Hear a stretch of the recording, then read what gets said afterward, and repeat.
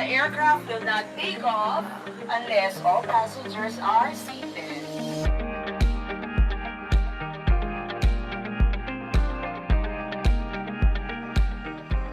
My name is Mona Magno-Veluz, and I'm the National President of the Autism Society Philippines. One of the things that we have over our 30-year history had to contend with is the fact that persons with autism often have problems with access in transportation, whether it is in trains or ships or aircrafts.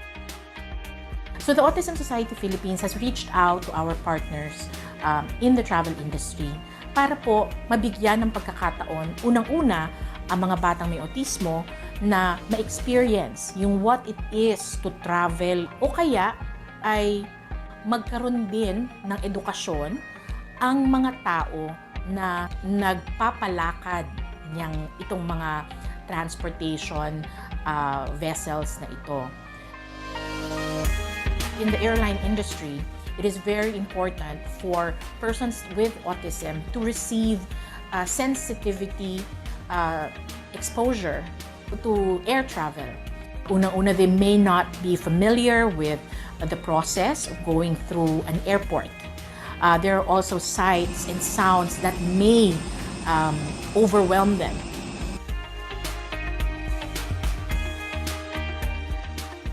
In the aircraft itself, the sensation of moving forward and perhaps the vibrations that can actually cause some distress. Because in the flight, sometimes it gets bumpy. You want to make sure that you are safe. The opportunity to ride an aircraft before their actual trip allows them to gain familiarity to a unique environment.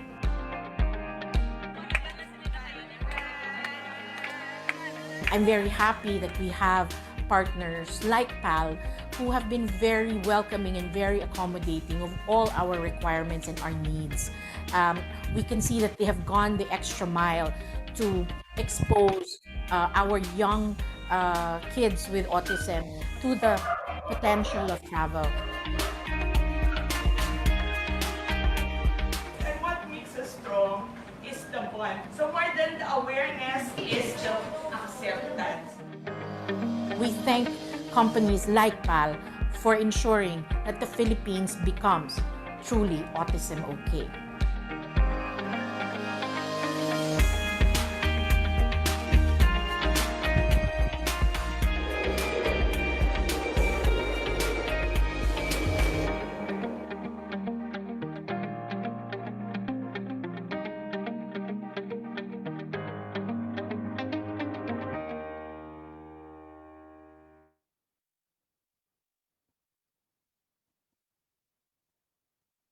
Good morning, everyone. Thank you all for being with us this morning. My name is Mona Magno-Veluz, and I'm the National President of the Autism Society Philippines. It's Thursday morning, and we are in the middle of the National Autism Consciousness Week. Welcome to this much-needed webinar on Autism-Inclusive Tourism. Konti lang po ang nakakalabas at nakakapagliwaliw ngayon. Kaya kunin natin itong pagkakataong ito para mabuksan ang ating mga puso para sa magandang pagbabago. The video you saw at the top of the hour on our project with PAL is but an example of how acceptance, accommodation, appreciation of persons with all disabilities is possible.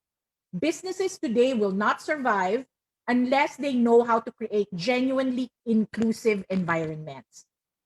Tourism for all is a concept that works to offer positive travel, entertainment, and dining experiences to people with different needs. And by addressing them from various perspectives and by providing design and service solutions that aim to cover as many different groups as possible.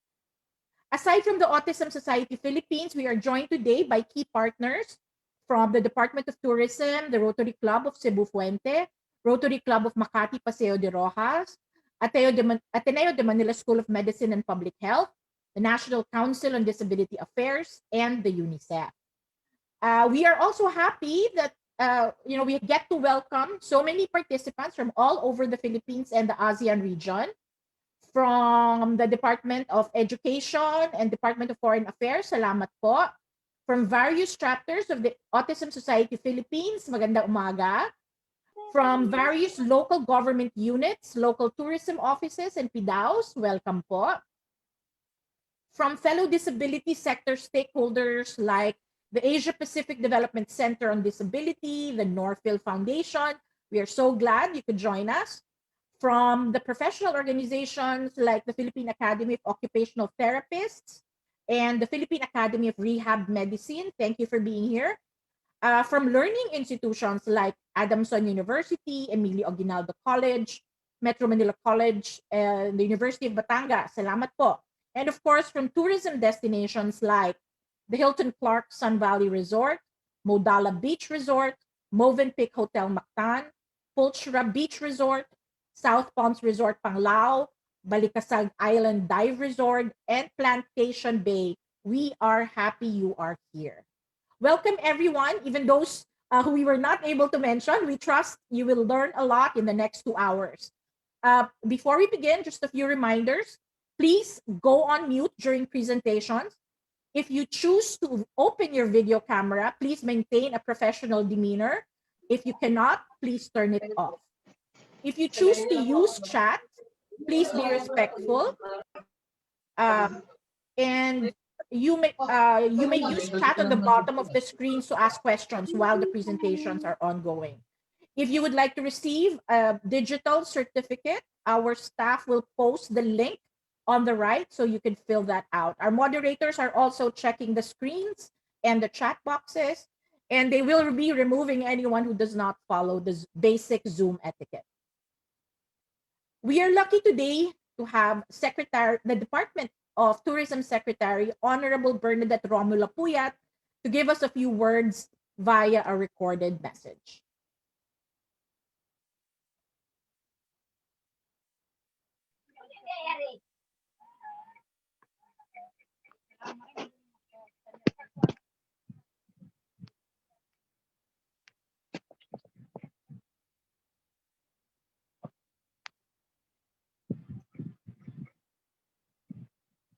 Day. It is my Good day. It is my privilege to join all of you on behalf of the Department of Tourism in celebrating the 24th National Autism Consciousness Week.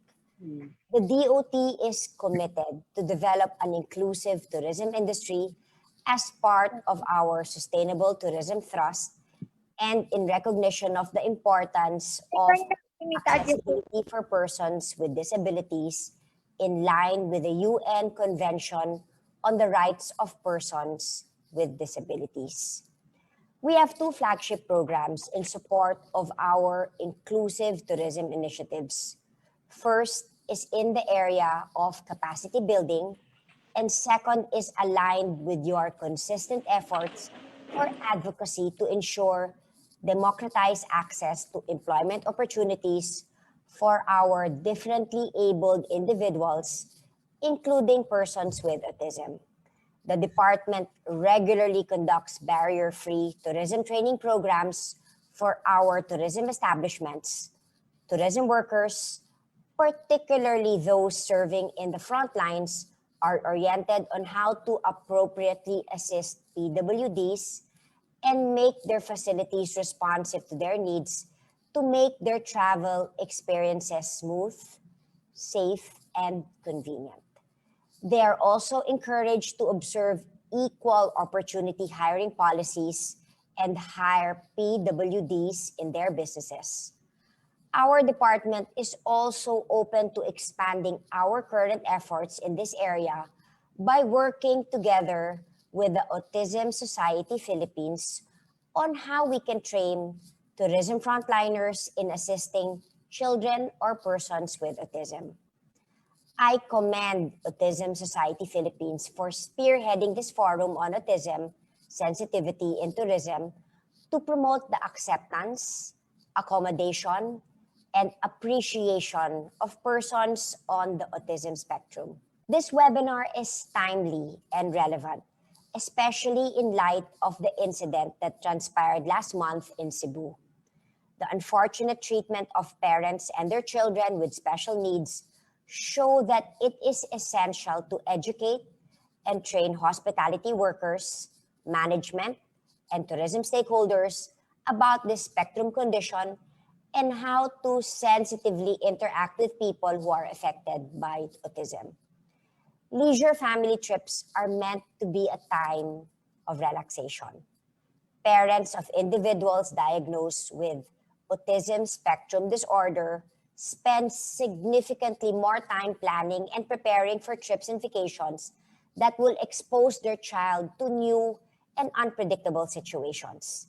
The tourism industry can help ease the anxiety in planning by providing adequate information about an establishment prior to booking.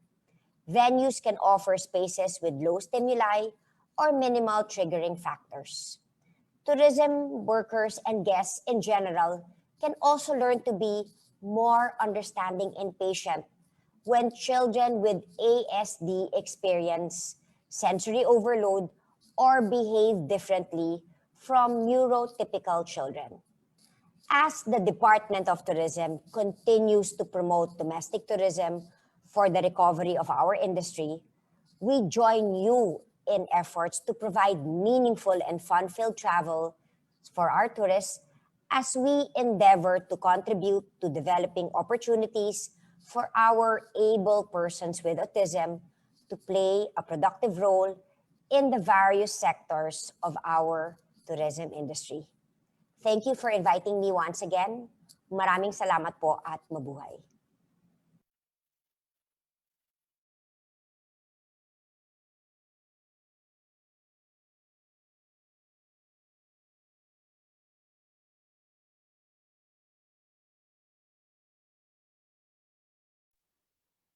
Thank you so much for that message to our friends from the Department of Tourism. I know that the message of Secretary Romulo is something that um, the entire group actually echoes. It is our pleasure to work with the department today so that they would continue to help our uh, our community in um, access in building an environment of genuine barrier-free entertainment. So our next guest today to share a few words, please welcome Mr. Emmanuel Tesalona, President of the Rotary Club of Cebu Fuente, one of our partners for this morning session, who would also share his message via a recorded transmission. Ms. Mona Magno Velos, Honorable Bernadette Romulo Puyat, Dr. Belia P. Fonperada, Dr. Lourdes Sompayco Tanchanco, Ms. Erlinda Coe, Mr. Roberto Alabado, Engineer Emerito Rojas, ladies and gentlemen, a pleasant good morning to each and everyone. Today marks the 25th anniversary of the National Autism. This year's theme, Filipino May Autismo, kakaiba, kasali, konektado, are words that best describe the special children of today. Present problems like COVID-19 and other family problems sometimes sidetrack our attention on how we should take care of the special children. Special as they are, children with autism should always be understood and given the proper care due to them. No less than President Fidel B. Ramos proclaimed third week of January as the National Autism Consciousness Week to promote awareness on the problems of persons with autism. These problems should properly be addressed to avoid misconceptions that children are spoiled and ill-mannered if they exhibit tantrums in public places. Thus, every citizen should have genuine, in-depth knowledge and understanding of the varying spectrum of autism. Thank you very much. and have a pleasant day. Miss Mona, Thank you so much, Mr. Tesalon of the Rotary Club of Cebu Fuente. Thank you for your concern for our community and your continued support, especially of our group in Cebu. To share her message of hope, may I present Ms. Margaret Divina Gracia, President of the Rotary Club Makati, Paseo de Rojas. Ms. Marga, Hi, good morning, everyone. good morning. I'd just like to thank ASP, especially Ms.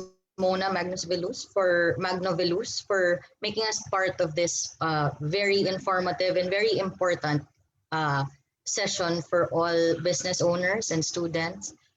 Um, this is very timely. As you said earlier, there's no business that will survive if it's not going to be inclusive.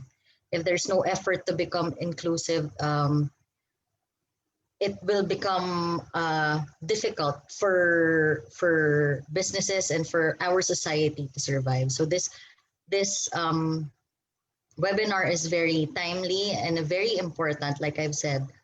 And I hope that we gain knowledge and more sensitivity towards people with special needs.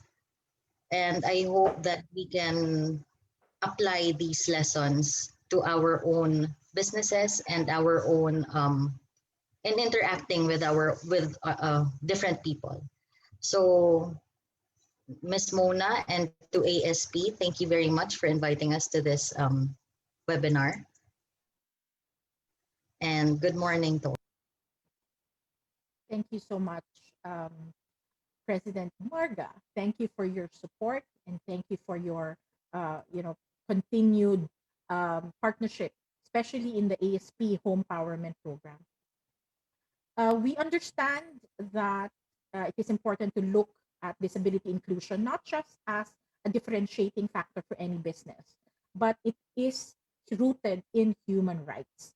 And to give us an overview of the conventions on the rights of the child and persons with disabilities, please welcome Dr. Belia Ponferrada, specialist for children with disabilities from the UNICEF.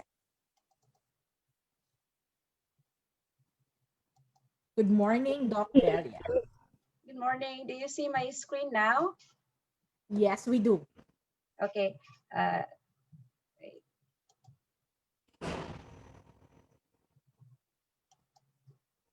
Do you see it as presenter view or still the screen? We are seeing it. We are seeing the full screen, ma'am. Okay, the Okay. full screen. Thank you. Good morning, everyone. I am Bella Ponferrada. I'm actually a health specialist with UNICEF. So I am tasked here today to give you the foundations of our advocacy in the area of disability. So I will be talking about the Convention on the Rights of the Child and also the Convention on the Rights of Persons with Disabilities. So this is the scope and objectives of this presentation. I will be presenting the United Nations treaties relevant to children with disabilities, and also these are the UNCRC as mentioned earlier and UNCRPD. And I will be presenting the mutually reinforcing provisions of the CRC and the CRPD for the progressive realization of children's rights, especially children with disabilities. So this is the outline. I will give you the timelines of the conventions. I will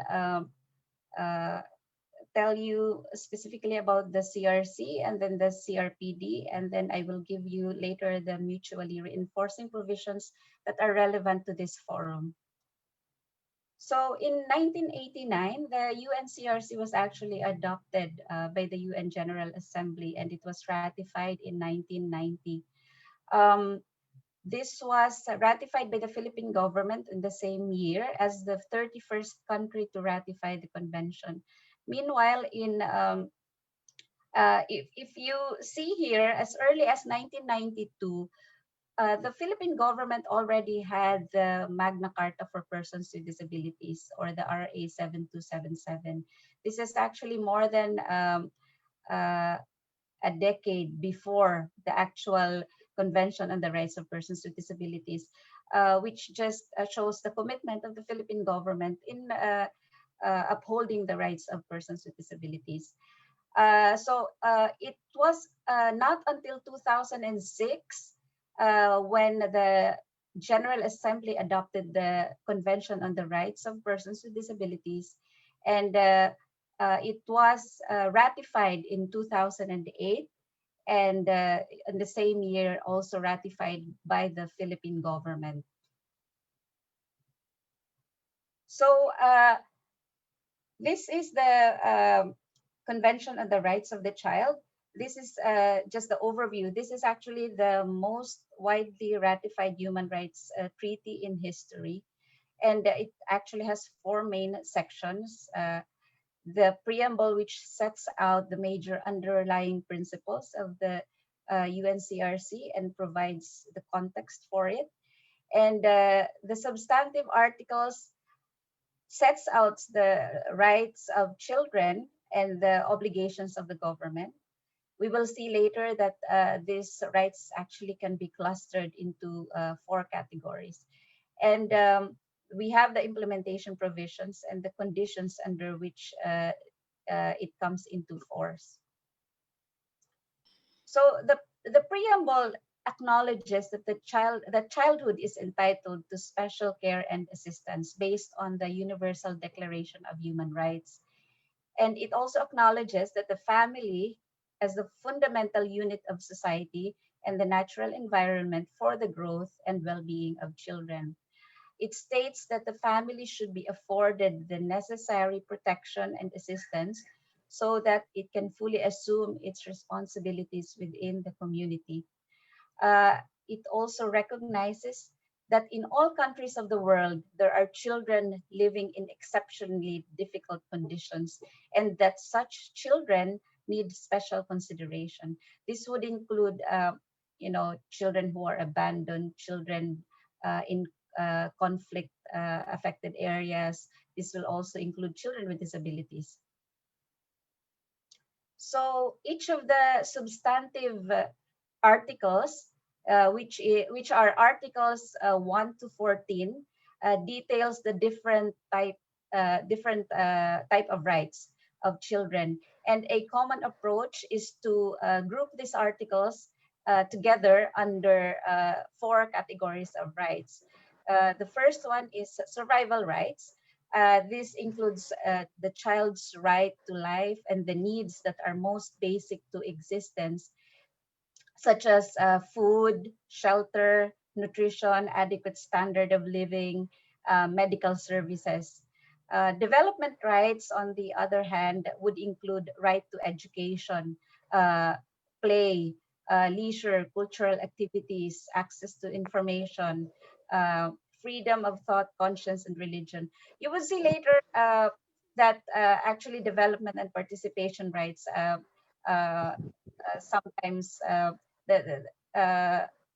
these are not mutually exclusive categories because uh, uh, participation rights would also include right to play and leisure.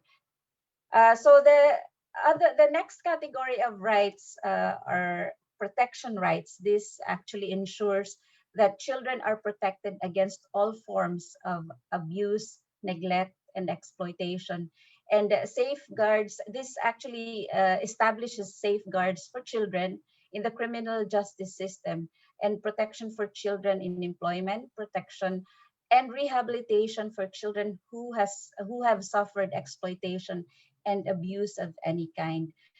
Finally, participation rights encompass children's freedom to express opinions, to say, um, to have a say in matters that affect them, affect their own lives, to join associations, and to assemble peacefully. In the UNCRPD, these rights are actually categorized as participation.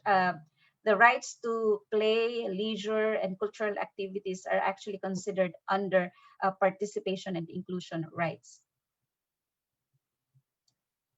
So just a relevant article for this forum would be Article 31 on the UN Convention on the Rights of the Child, which is right to rest, leisure, and play. So this is the articulation of the article. State parties recognize the right of the child to rest and leisure, to engage in play and recreational activities appropriate to the age of the child, and to participate freely in cultural life and the arts. And it also provide opportunities for cultural, artistic, recreational, and leisure activity. At this point, I will be giving you a glimpse into the Convention on the Rights of Persons with Disabilities. So the purpose actually of this convention, which is stated in Article 1, is to promote, protect, and ensure the full and equal enjoyment of all human rights and fundamental freedoms by all persons with disabilities, and to promote respect for their inherent dignity. Note that this convention is not meant to establish specific new rights for people with disabilities.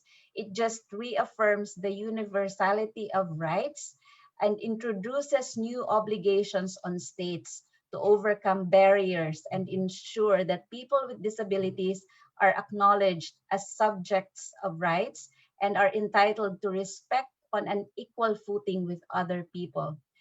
And under Article 4, these obligations of state parties are grouped into respect, protect, and fulfill.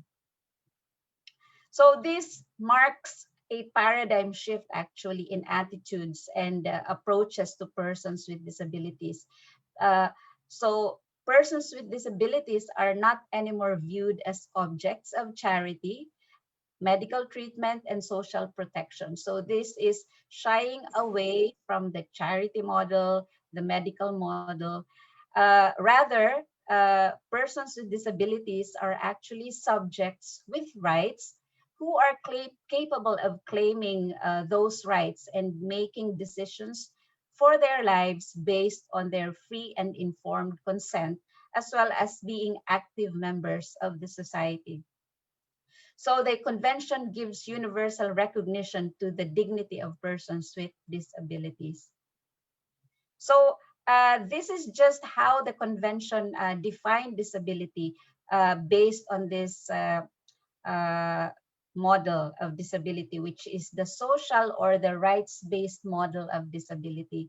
So it says that disability is an evolving concept and that it actually results from the interaction. So it's not the impairment per se, but it is the interaction between the impairment of the person and the attitude, the environmental barriers, attitudinal and environmental barriers that hinder their full and effective participation in society on an equal basis with others, such that when the interaction between the impairment and the environment are not are not favorable, then this results in disability, in disabling situation.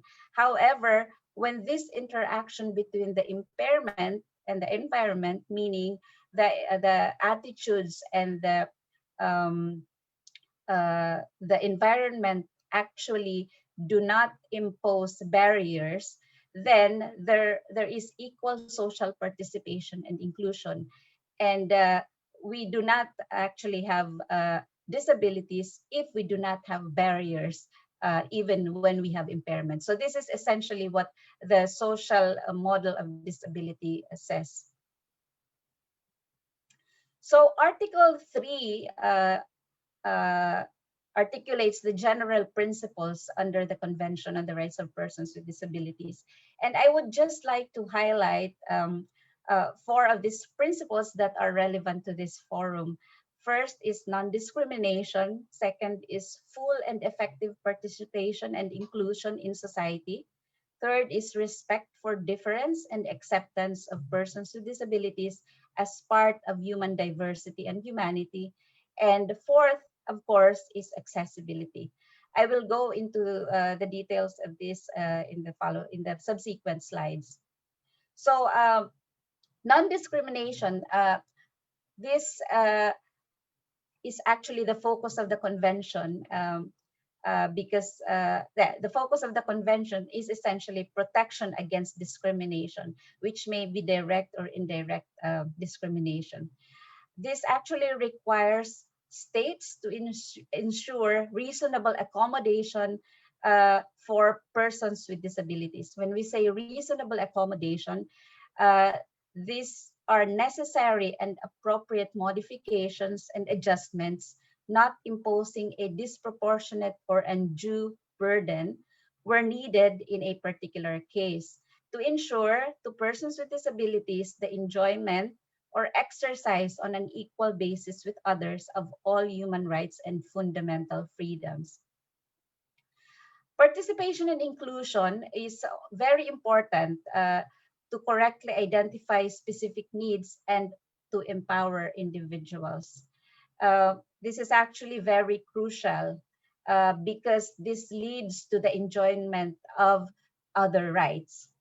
So full and effective participation and inclusion is recognized in the Convention as a general principle in Article 3, as an obligation of duty bearers under Article 4, and as a right in Articles 29 and 30. So finally, accessibility, which Ma'am Mona Veluz highlighted earlier. So accessibility is an important means to empower and include persons with disabilities. So we need to ensure access to justice, living independently and being included in the community, information and communication services, education, health, habilitation and rehabilitation, work and employment, adequate standard of living and social protection, participation on political and social life, and finally, which is very relevant to this forum, is participation in cultural life, recreation, leisure, and sport. So this, we can actually find this provision under Article 30 of the Convention. So these are just the rights that are articulated in the convention. I will not go into the detail of this, but suffice it to say that right to participation in cultural life, leisure and play is articulated in Article 30. Okay, specific Article 7 also specifically articulates children with disabilities. And that it says that state parties shall take all necessary measures to ensure the full enjoyment by children with disabilities of all human rights and fundamental freedoms on an equal basis with other children. So this is just the details of Article 30, participation in cultural life, recreation, leisure, and sport. So it says that with a view to enabling persons with disabilities to participate on an equal basis with others in recreational, leisure, and sporting activities, state parties shall take appropriate measures to ensure that persons with disabilities have access to sporting, recreational, and tourism venues, and to ensure that children with disabilities have equal access with other children to play, recreation, leisure, sporting activities, including those activities in the school system. And finally, to ensure that persons with disabilities have access to services from those involved in the organization of recreational, tourism, leisure, and sporting activities. I actually just wanted to also highlight that for children, play is really a very important component of their optimal development. So this is really something that during the pandemic, even when there are some restrictions, we also need to make sure that these children still continue having uh, we still continue interacting with them, especially in a playful manner. So the two conventions, the CRC and CRPD, actually have mutually reinforcing provisions that will ensure progressive realization of the rights of every child with disabilities. So that I just put in these subsequent slides these provisions that support each other. For example, under the CRC Article 2 and the CRPD Article 5, they highlight a non-discrimination as a foundational principle. And also reasonable accommodation. Right to survival, on the other hand, health and rehabilitation are articulated in the CRC Article 24 and CRPD Articles 25 and 26. For development, which is mainly on education, we see this in Article 28 and 29 in CRC and Article 24 in CRPD. Protection, we actually have a lot of protection, a lot of articles that pertain to protection for the UNCRC. And in CRPD, it's mainly articulated in Article 16, which is freedom from exploitation, violence, and abuse. Finally, which is very relevant to the discussion in this forum, is participation. It's actually for CRC, this right is articulated in several articles. Right to express views as a general principle of the CRC, and Articles 12 to 23 details child participation, and Article 31 right to rest, leisure, and play, as I indicated earlier. In CRPD, meanwhile, it is also a general principle in Article 3. It is a right under Articles 29 and 30. So this actually,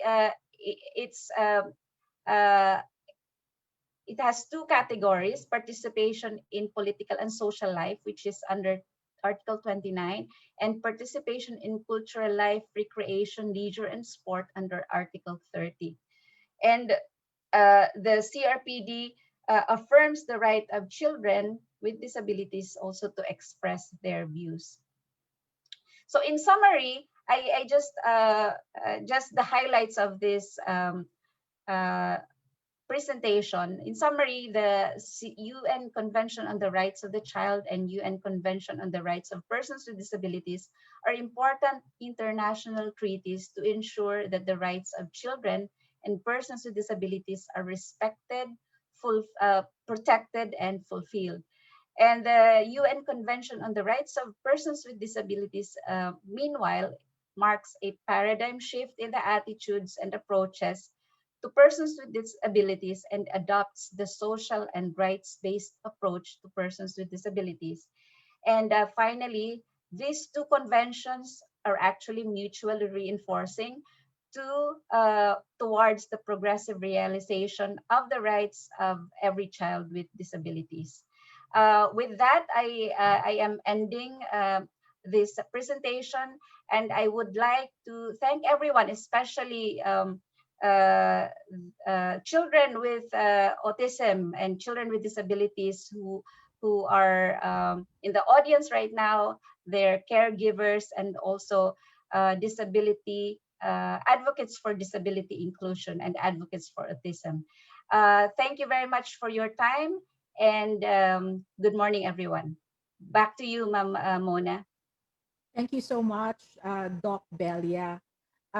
We appreciate that you carved out a part of your morning with us. I know you are very busy this week as well. Maraming salamat po.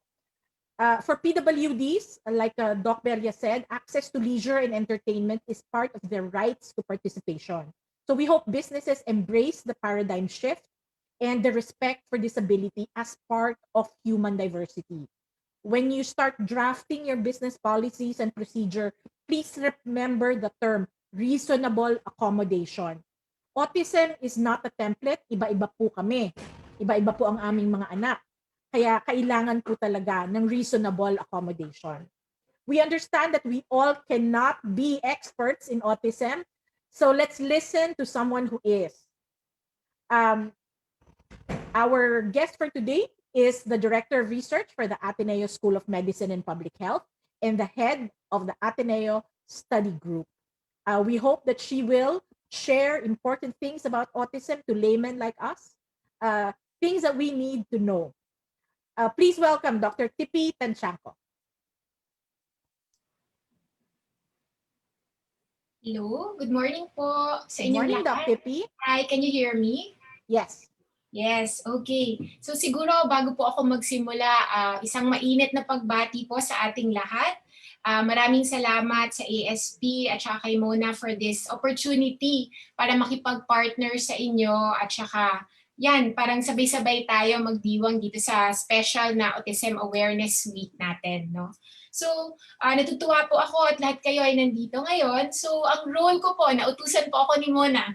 Ang sabi po niya, ang role ko po is parang to help you understand what autism spectrum disorder is. Tapos, tignan din po natin how this will be relevant to our practices in the tourism industry. So, siguro po, tanungin ko lang, can you see my slide? Gumagalaw ba, Mona? Yes, we are Okay. seeing it, Dr. Tippy. Yes, Thank you. sige. Thank you. So, simple lang po. We have a few objectives for our parang webinar this morning on my part, no? So, at the end of this lecture, ito po yung expectation. So, number 1, to know what autism spectrum disorders are. Ano nga ba ito?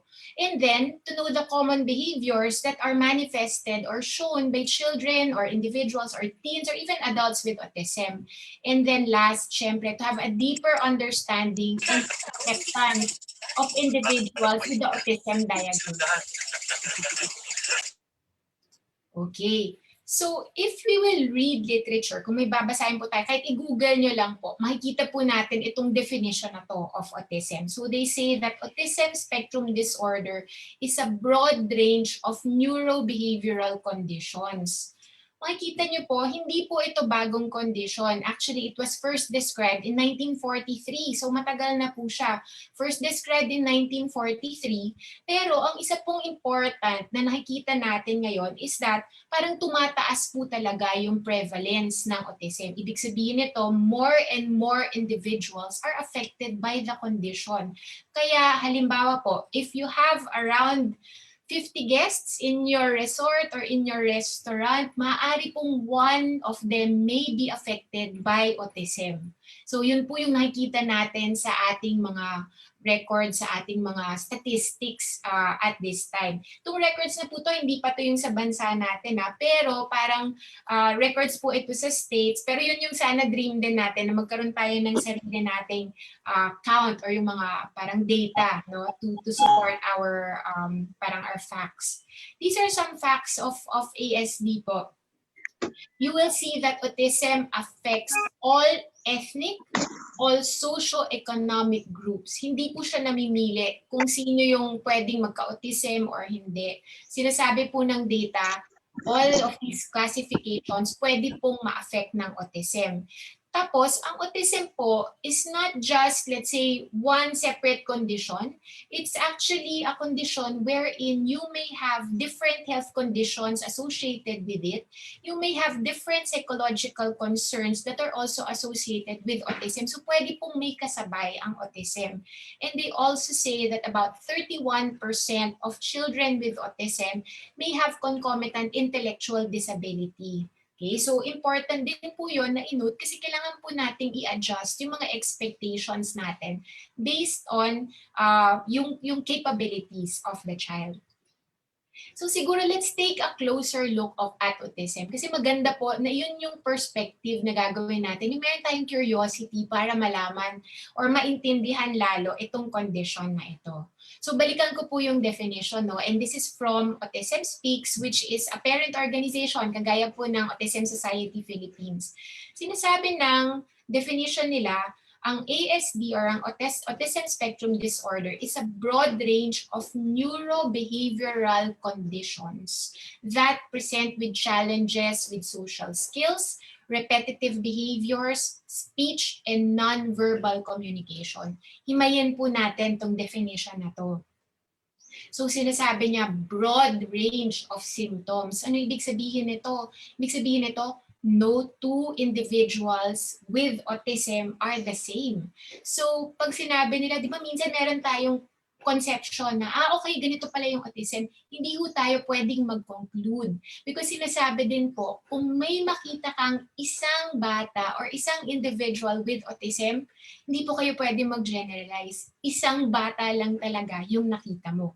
So when you see one child with autism, you have only seen one child with autism. Okay, so kailangan po nating isipin yon because the way we will deal with them, kailangan po i-individualize din po natin based on their needs. Tapos, yung second part of the condition also tells us that it's neurobehavioral. So, ang nakikita natin as individuals, as let's say, resort owners or halimbawa, help yung mga sa restaurants din po natin, ang nakikita natin are the behaviors na namamanifest or yung ina-act nitong mga customers natin, no, or ng mga clients natin. But if you look at what autism really is, it's actually brain-based. Meron pong mga dahilan or meron pong parang reason in their brain kung bakit po sila may ganitong klaseng behavior, meron po silang ganitong klaseng action, or bakit sila ganito mag-explain ng mga bagay. So maybe just to give you a correlation, kung halimbawa ang isang tao may diabetes, no? So pag sinabi pong diabetes, may problema yan sa iyong pancreas kasi hindi makagawa ng insulin ang pancreas, or baka dahil sa obesity mo or yung sobrang mabigat kaya nagiging insulin resistant, no? So makikita mo, merong dahilan kung bakit tumataas yung blood sugar. So hindi ka nagpo-focus lang dun sa increase in blood sugar, tinitingnan mo yung dahilan kung bakit. So in the same way na in autism may makikita kang behaviors, pero kailangan din po nating tandaan na hindi nila ito sinasadya. Meron po itong basis in their brain kung bakit sila ganito nga po yung behaviors nila or the way they process or ganito sila kung bakit sila ganito mag-isip. Yung second part po or yung pangatlong part nitong definition ng ASD is that it presents with challenges. Or ito po yung sinasabi ng impairments kanina ni Dr. Rabella, no? Impairments, pero tandaan niyo po sinasabi rin ni Dr. Rabella, impairments are not necessarily disabilities if we create that enabling environment for them. So ito po yung nakikita nating mga impairments. So they may present with challenges in social skills, challenges in repetitive behavior, challenges in language, so yung speech nila and their non-verbal communication. Let me give you the story po. Magkwentuhan muna tayo. So let's parang I'll share you a story of this little boy. This is probably a little boy that you will meet if you have a resort or malapit kayo sa beach or nag-run kayo ng isang restaurant or coffee shop, no? So kunyari si June yung pag-usapan natin ngayong umaga. Papasok po sa inyo si June, makikita niyo po, so si June is 5 years old. He has been previously diagnosed to have autism. Pagpasok po niya sa inyo, ang makikita niyo is one healthy, attractive, young boy na very active. Okay? So yun po yung una na makikita natin na impression.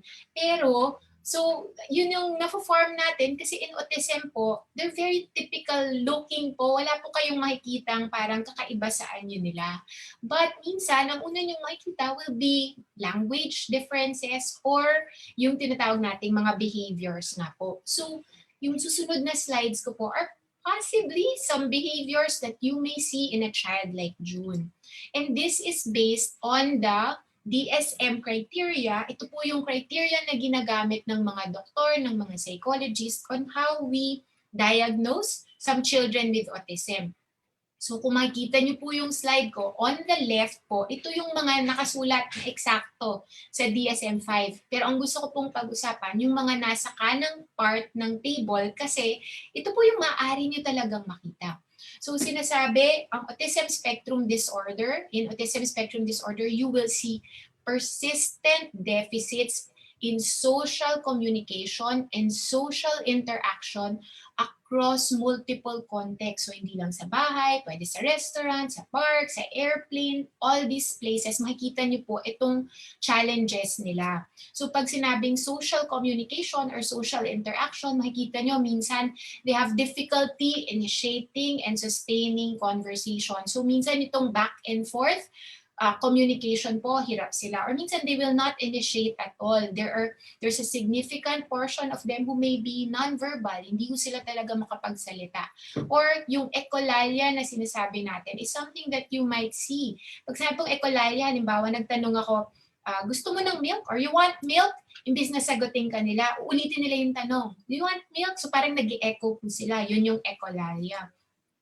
Ito po famous, 'di ba? Parang lagi natin sinasabi, ay pag poor eye contact, meron siyang autism. So we see that there are some children who have poor eye contact who may have autism, pero hindi po lahat ng may poor eye contact ibig sabihin may autism na. Okay, meron pong mga ibang conditions, halimbawa yung mga may anxiety or kahit ako sobrang nahiya, hindi ako titingin sa inyo. Pwede rin po yun, no, na may poor eye contact din. But you may also see some other features. Ang side glancing po, ito yung parang umiirap. Sa gilid sila ng mata nila nakatingin, parang sinisipat kayo. Yun po yung side glancing. Or minsan, even gestures, yung non-verbal communication, minsan nahihirapan po silang intindihin yun. So halimbawa, pag sinabi ko pong, ano ibig sabihin nito? Di ako nagsasalita, pero di ba po humihingi ako sa inyo? So that's a form of non-verbal communication. So sometimes, some individuals or some kids with autism, kahit magganito ako, hindi ko nila maintindihan yung non-verbal na gesture, no? So that can also happen. Ito po lagi nating nakikita because of their deficits in social interaction. Minsan hirap po sila makipaglaro sa ibang bahay. There are some kids with autism, gusto nila talaga, gustong-gusto nilang makipaglaro, pero hindi nila alam kung paano mag-initiate. Hindi nila alam paano lumapit. And a lot of times that is why you will see na describe po sila as having a world of their own. Because a lot of times they play in isolation, happy na sila playing with their toy cars or they have a particular book that they like. So usually po nandun lang sila sa isang corner. You may see this in some kids. So all of these symptoms that I mentioned, actually you may see in one child like June, but hindi ko siya necessary nakikita lahat nitong symptoms nito in just one child. So minsan talagang iba-iba po talaga. No? Now, going to the second part of that definition of autism, makikita niyo po ito.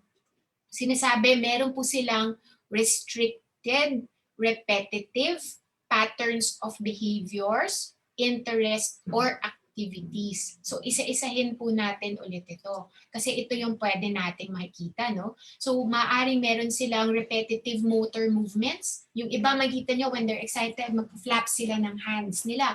Or meron silang mga habits na paulit-ulit. Meron akong isang kid talagang sobra nagtatap ng mouth. Or makikita nyo yung hair nila, ginagalaw nila. So meron silang mga repetitive na habits. Minsan makikita nyo po. Ito, yung lining of toys, minsan ito rin yung one of the first signs na na-observe ng magulang, no? Yung cars nila nakalinya talaga, or bote ng shampoo, or halimbawa, utensil sa table na sinet nyo ay gagawin nilang line. So minsan po yun yung repetitive behavior na makikita natin. Makikita nyo rin po na gusto nila very predictable or meron silang patterns na nakasanayan. So pag nakasanayan na nila isang bagay, inaasahan po nila ganun na yung paulit-ulit na gagawin nila. So gusto po nila yung ganong kind of predictability.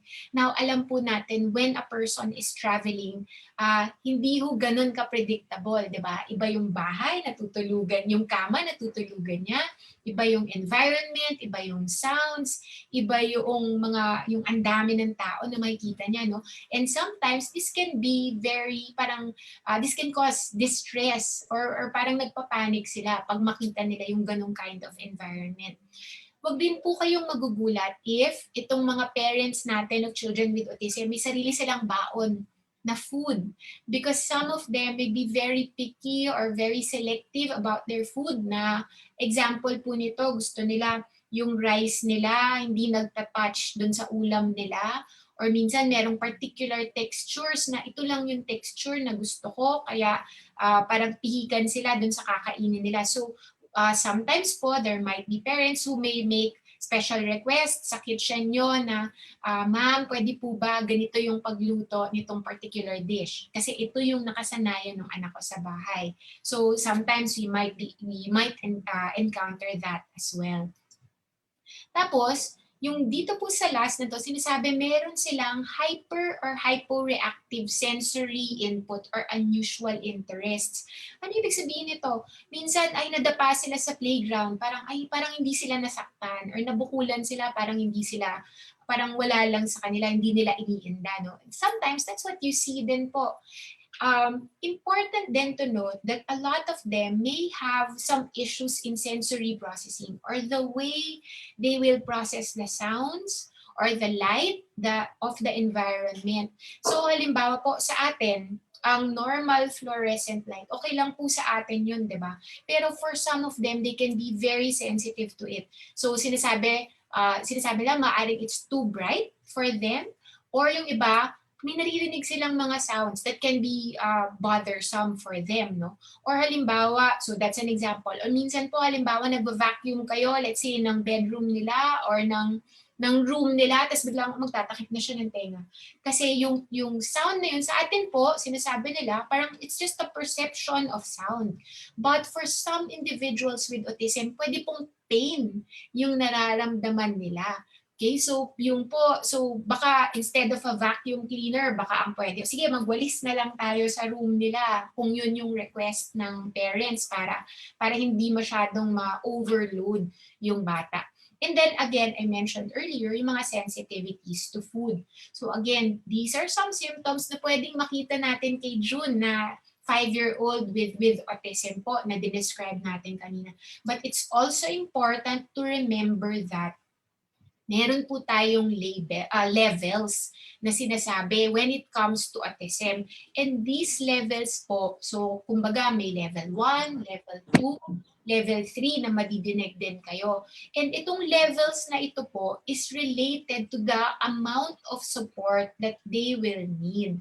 We have a lot of individuals with autism and they're probably in the audience po right now who are very independent. Yun nga po yung gusto natin, di ba? That they advocate for themselves na kaya nila humingi kung meron silang gusto. Later on, kaya nila, kung bukas na yung mga roads natin, kaya nila mag-commute, kaya nila bumili from a store, kaya nila kumain from your restaurant. Yun po yung goal natin for individuals with autism, no? But some of them, admittedly, will really need our support. And kung makikita nyo po sa slide na ito, iba-ibang levels of support din po yung kakailanganin nila. So ang level 1 would just require some support or kaya nila in some instances, lalo na if it's predictable na, halimbawa, frequent customer nyo sila, nakasanayan na nila, then they can really do it on their own. They won't need much of your help. But if you look at level 2 or yung level 3.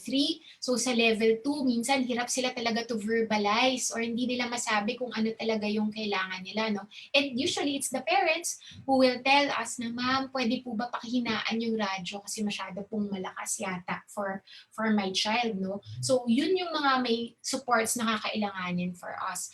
And then level 3, ito talaga yung very substantial supports na kakailanganin. And usually yung parents po, sila yung naka-assist talaga sa anak nila to help them dress up or to help them eat.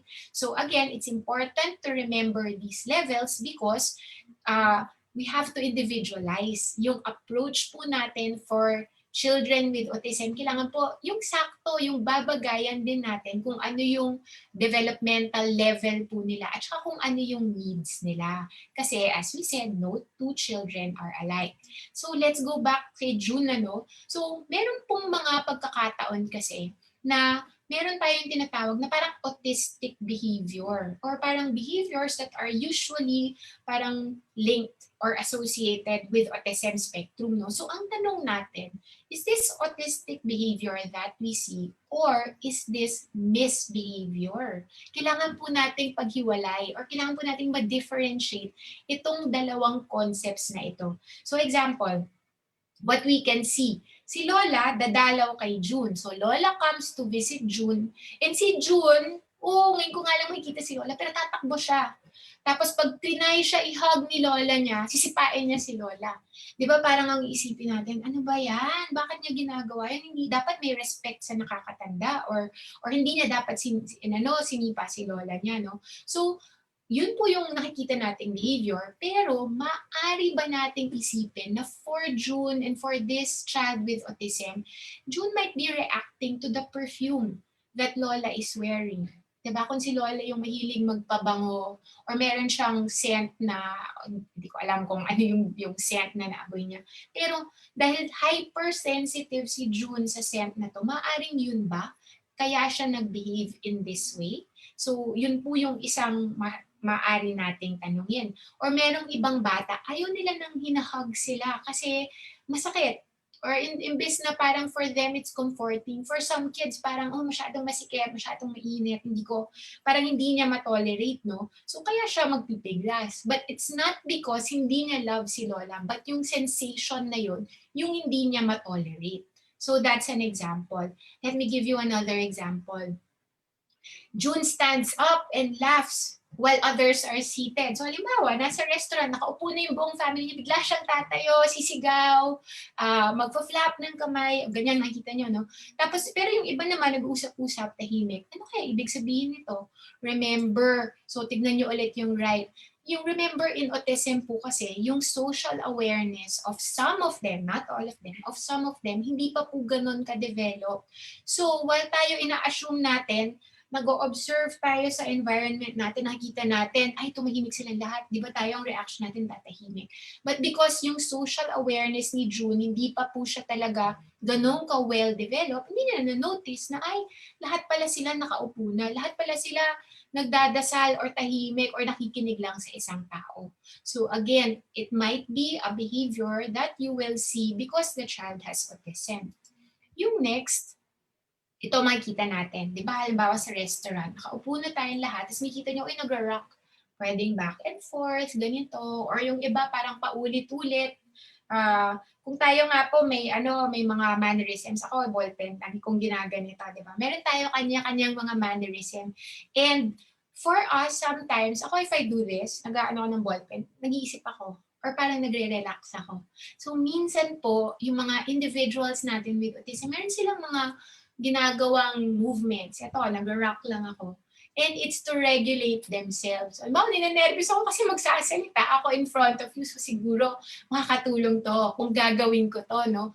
And yun po, parang, okay, hindi naman ako nagugulo, hindi naman ako natatamaan ni June. Di ba? Parang okay lang naman yun because he's actually trying to regulate himself para hindi siya sumigaw, para hindi siya tumakbo. So it's actually a good thing.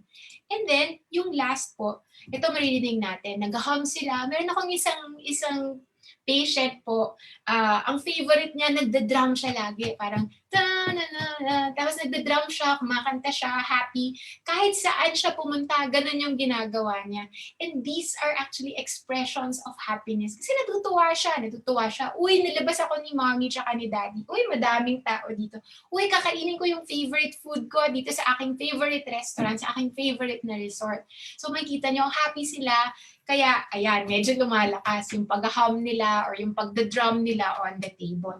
So, these might actually be expressions of happiness. So, di po ba, if we put ourselves in their shoes, at least for a short time, makikita po natin from a different perspective. And it actually parang makes us accept them better. And it helps us understand where they are coming from. So if we see these kinds of behavior, ang tatanungin natin, how do we respond? Kasi hindi ako sure kung paano ako magre-respond, no? Kung makita ko to or paano ko ma-anticipate if I see a child with autism in my place of work. So ginagawa niyo na po yung first step na very important. So kudos po to all of you and maraming salamat for being here. Kasi yung first step natin is really to educate ourselves.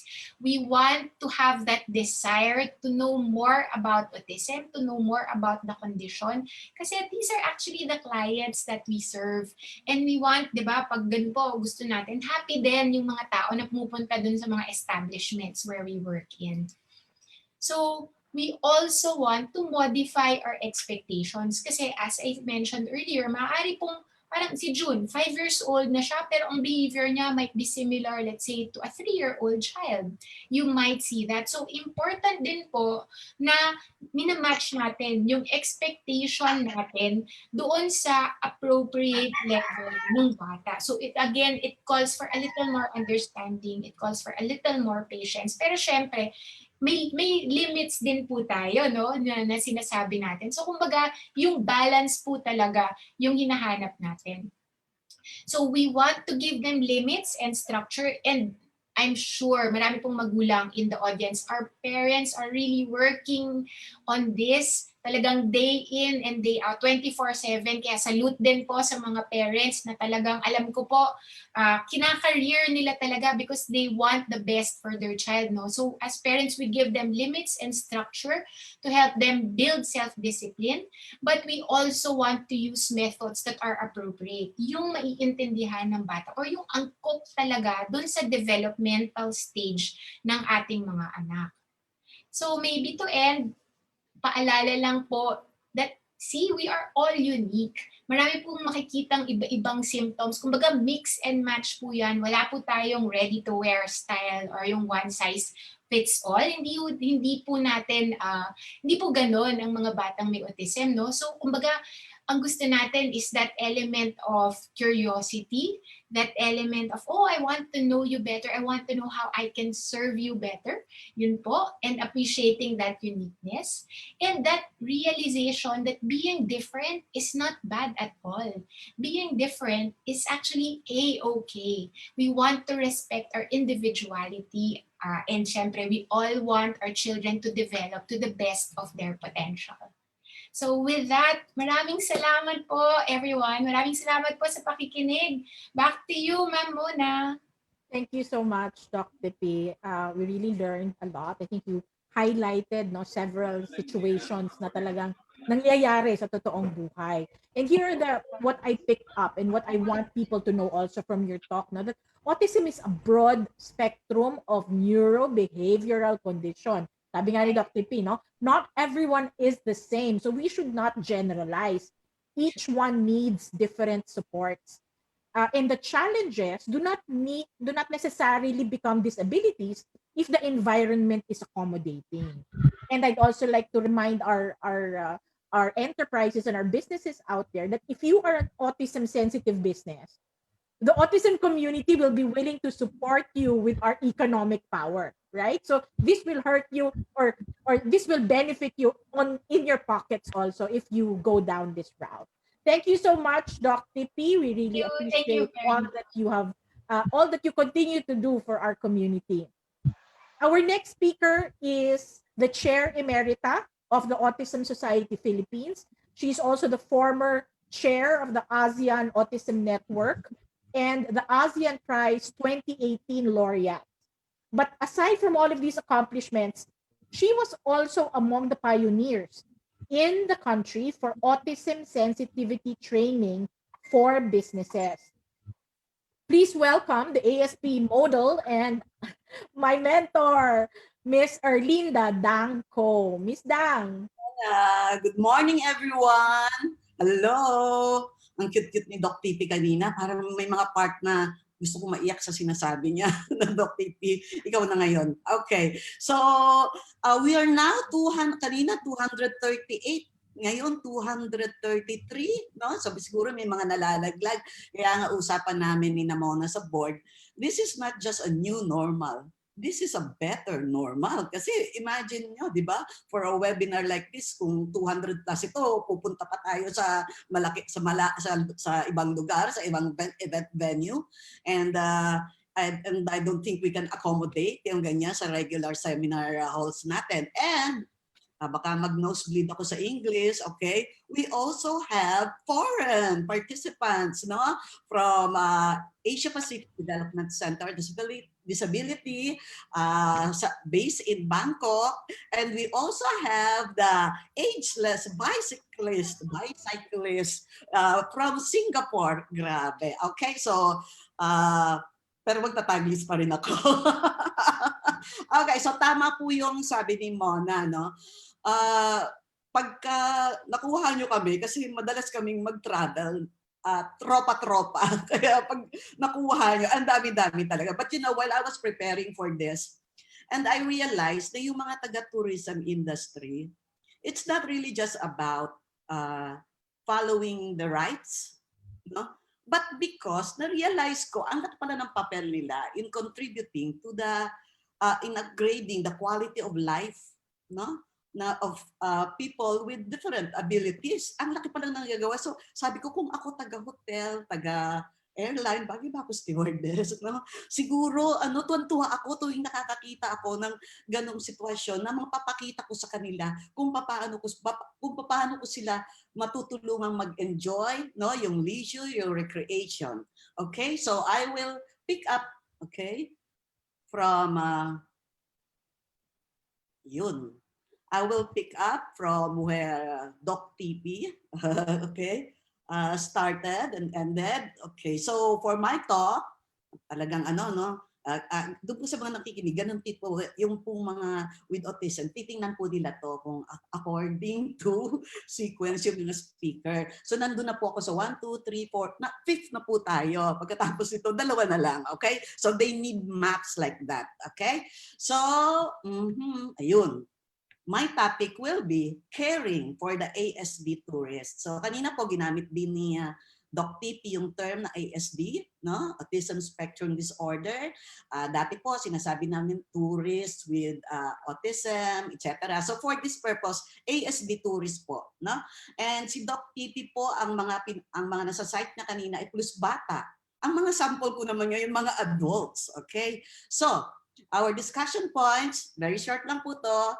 Okay, I will take off from where Dr. TP said, no? Ilalagay ko lang po siya sa traveling perspective, the challenges for the ASD tourists, some tips in handling ASD tourists, and best practices for the ASD tourists. Okay, so here are the challenges. Wala na po akong mga kung ano-ano rationale or background.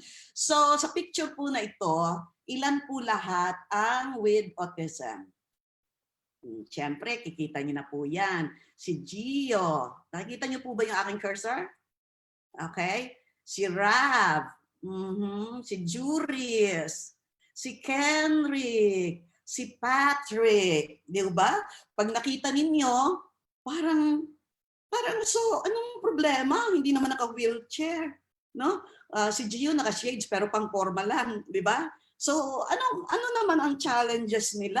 Ano naman sila? Palagay ko hindi nila kailangan ng ramp, right? Okay. So, kanina po nabanggit yung sensory demands. No, this is Andrea, okay, anak po ng isa na naging tourist. So, when they go to places like theme parks, no, even the malls, ang dami-daming iba't ibang nakikita, mga lights, ang mga sounds. So, for some of them, medyo ma-overwhelmed. Yon.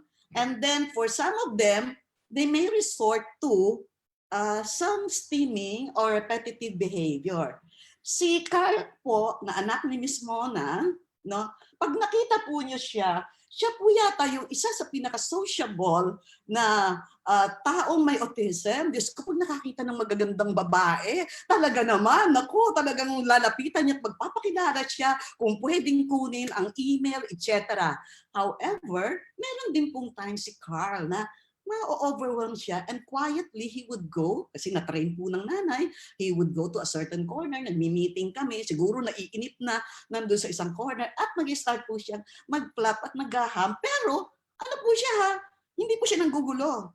Okay? So, maaari po pag nakita nyo to sa inyong mga hotel, sa inyong mga resort, kung parang, ano ba yun? Di ba? O kaya yung kakilala ko, si Angelo, na pag nasa restaurant, ay talaga namang, So, lahat ng mga tao napapatingin sa kanya. Okay? At yung po sinabi kanina ni Doc Pipi, change in routine. So, imagine po ninyo si Angelo nagbiyahe via mga trains sa abroad, no? So, mahaba po, sa totoo lang, mahaba pong preparasyon yan. May training po yan, ginawa po yan, planning. Pero mamaya po, ipapakiusap po, ano po yung medyo pwede nyo namang itulong sa amin, bukod po sa sariling sikap ng mga magulang.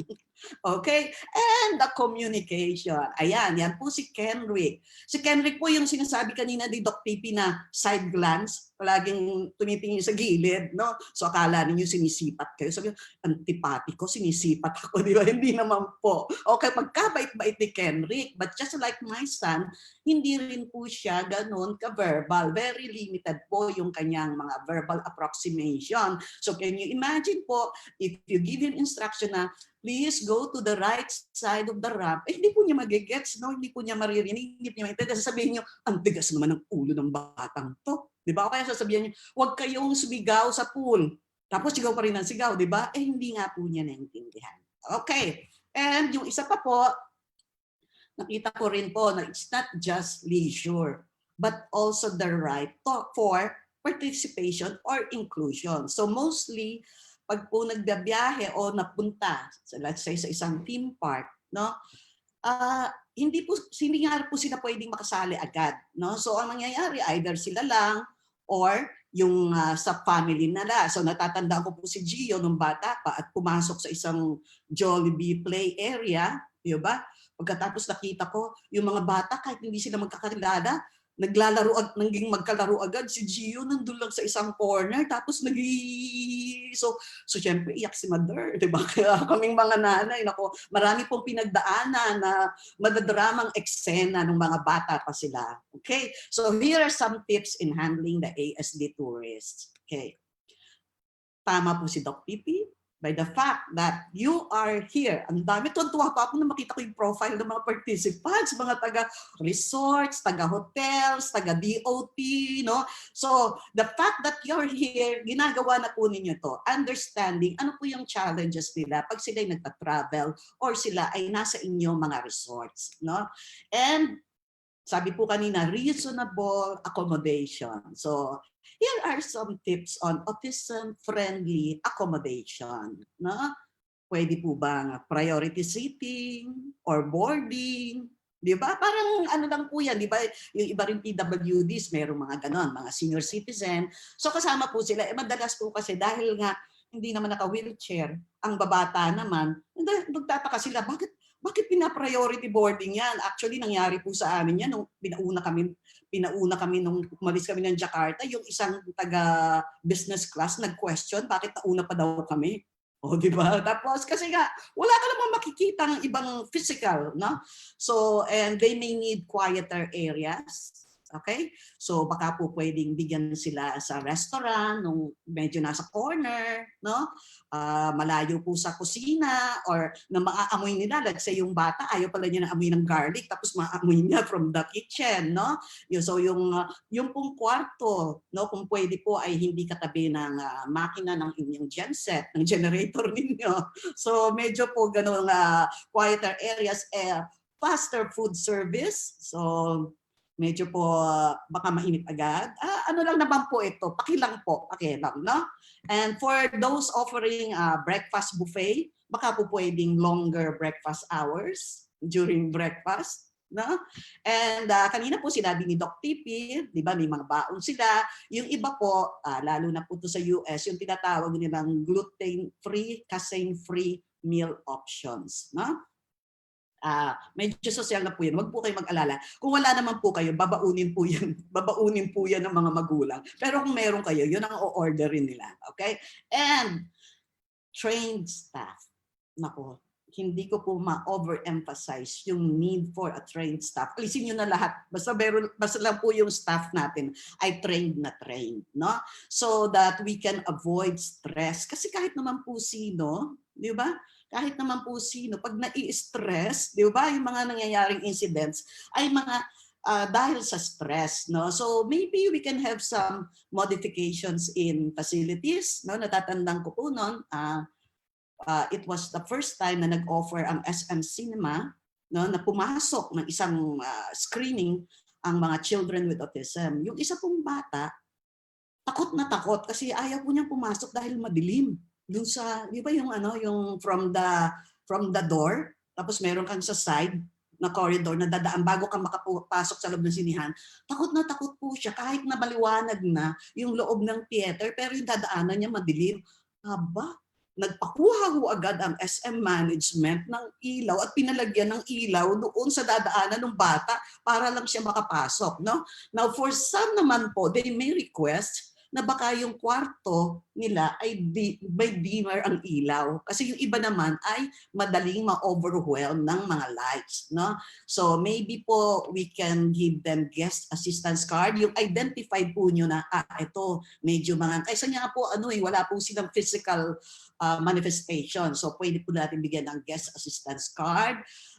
Pwede pong ilagay sa malapit sa pinto or sa windows. Si Carl talagang sa window siya, no? Okay? And ito po, no? For some, like the resorts, you may want to put a calm space or quiet rooms. Mamaya po magpapakita po ako ng example dyan. Because for some po, it may be their first time, hindi talaga nila kaya pa, pero gusto namang sinasanay ng mga magulang. And for some, baka hindi nila kaya yung ganun katagal, pero yung mga parents may gagawin pa.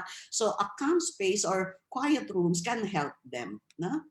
And of course, in controlling the impact of change in routine, sabihin ko po sa inyo, bago po magbiyahe ang mga anak namin, no?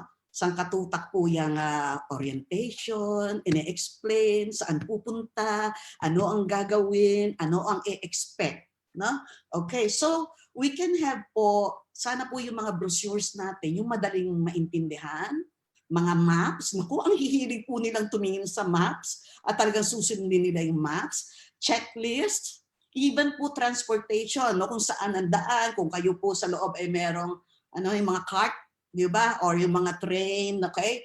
Calendars and videos. Imagine po ninyo, ha? So mayroon pong mga establishments na ang linaw-linaw ng video nila na ipaliliwanag po talaga what to expect inside their establishment. Now, for some na hindi po nagbabasa ng brochure, etc., nakakatuwa po itong ginawa sa amin ng Saudi Airlines, no? Where ang ginawa po nila, nag-mock po kami ng checking in and boarding sa airport. As in, kunwari may dalang passport, kunwari may dalang maleta. So each of these participants po went through each step ng pag-check-in at pag-board. So ganun po yung ginagawang preparation. Okay. And then, let's encourage communication po and interaction. Kasi otherwise, si Gio, ang anak ko, at si Ken, ang kanyang kumpare, ay silang dalawa lamang na palaging magkatabi, magkasama. Kasi nga po, medyo po may difficulty in interacting and communicating. So maybe po, you can have events to interact socially with staff, di ba? Sa iba po, yung parang cooking with the ganyan. Sa airline, pinapupunta sa cockpit, hello yung captain, di ba? Ito po sa SM Mega Mall, this was the last Christmas before the pandemic, no? So what they did po, in the morning, wala pang mga tao, nagkaroon po sila ng Meet Santa Claus for all the chapters, children. So yung activity na yun, sila lang po nandun, wala pa pong mga tao sa mall. So kahit na may nag-iiyakan, may natatakot kay Santa Claus, may ayaw bitiwan si Santa Claus, okay lang po because everyone understands. You can have sports, sensory activities, arts and crafts, and preparing meals, meeting the staff, making them feel po that they are included, napapansin po sila. Here are some best practices. No? In many countries, kinuha ko na lang po yung pinakamagandang logo. In many countries, meron na po silang certification, no, ng mga autism-friendly establishments. Yung iba po, school, hospitals, hotels, resorts. No? So ano po ang ginagawa sa accreditation? I don't know, Mona, gagawin ba natin ito? Okay? So, kauna-unahan po dapat lahat ng frontliners ay nagte-train. Sensory awareness, communication, social skills, no? Para po maintindihan. And they also have exams daw. No, the staff will demonstrate, di ba? They will demonstrate how they will, let's say, communicate with a child with autism. So may test pa siya, no? And then meron pang recertification every 2 years, every year, no? And then the accreditation team will have on-site reviews. Pupuntahan po nila at sasabihin nila, maybe you can improve on these areas. Okay. They also have online and on-site sensory ratings. So sasabihin, on a scale of 10, this resort, this theme park is an 8 or a 9. So hindi naman po sinasabi doon na huwag niyong puntahan to. Sinasabi lang po, guide lang po ito na ito medyo mataas ang kanilang mga sensory stimuli diyan. So baka ihanda niyo pa yung anak niyo, etc. So meron po mga ratings na gano'n na nakikita online and even on-site, no? And for some po, talaga pong nag-modify sila ng mga facilities nila, no? Kagaya po ng sinabi ko, mamaya po papakita ko ng example, minodify po talaga nila yung ibang kwarto, naglagay ng cam room, naglagay ng kakaibang restroom. So here are some examples, no? This is Sesame Place. Okay, the first theme park now to be designated as a certified autism center. So, meron po silang proper orientation, no, to prepare the children coming to Sesame Place. So, siguro po pagdating, ino-orient nila, pinapakita, this is where you will go, etc. No? And then they will be given the ride accessibility program. No? They will have a special pass. They have quiet rooms and spaces. Pati daw yung parade, ginawang sensory friendly. Hindi ako makakita na example, but maybe just like what SM Cinema did, di ba? Binabaan yung volume. Siguro sa araw to walang masyadong mga lights, no? So inayos daw nila to, no? And they have mga activities, okay? And an exciting day at Sesame Place, so it's all for autism friendly po ang ginawa nila. At makikita po ninyo, their team members, ano po yung mga training nila? Sensory awareness, motor skills, autism, program development, social skills, communication, environment, and emotional awareness. Wow, okay, sige. So, this one po is in Legoland in Florida. Sa quiet room, no, makikita po ninyo, let me just move my okay? You can sila po, they can play in Lego, tapos binibigyan po nila ng headphones. Kasi nga di ba na-over sila sa ingay. Okay? And some binibigyan po ng weighted blanket. So hindi ko po ipopromote ito pero ito po yung mga ginagamit na mga tools to calm them, no? And then they have fidget toys, parang kagaya ng ballpen ni Doc Pipi kanina. Di ba yung pinaglalaruan nila para hindi sila na-stress. And magnetic Lego figures. Grabe, no? Okay. Ano pa po? So marami pa po ito.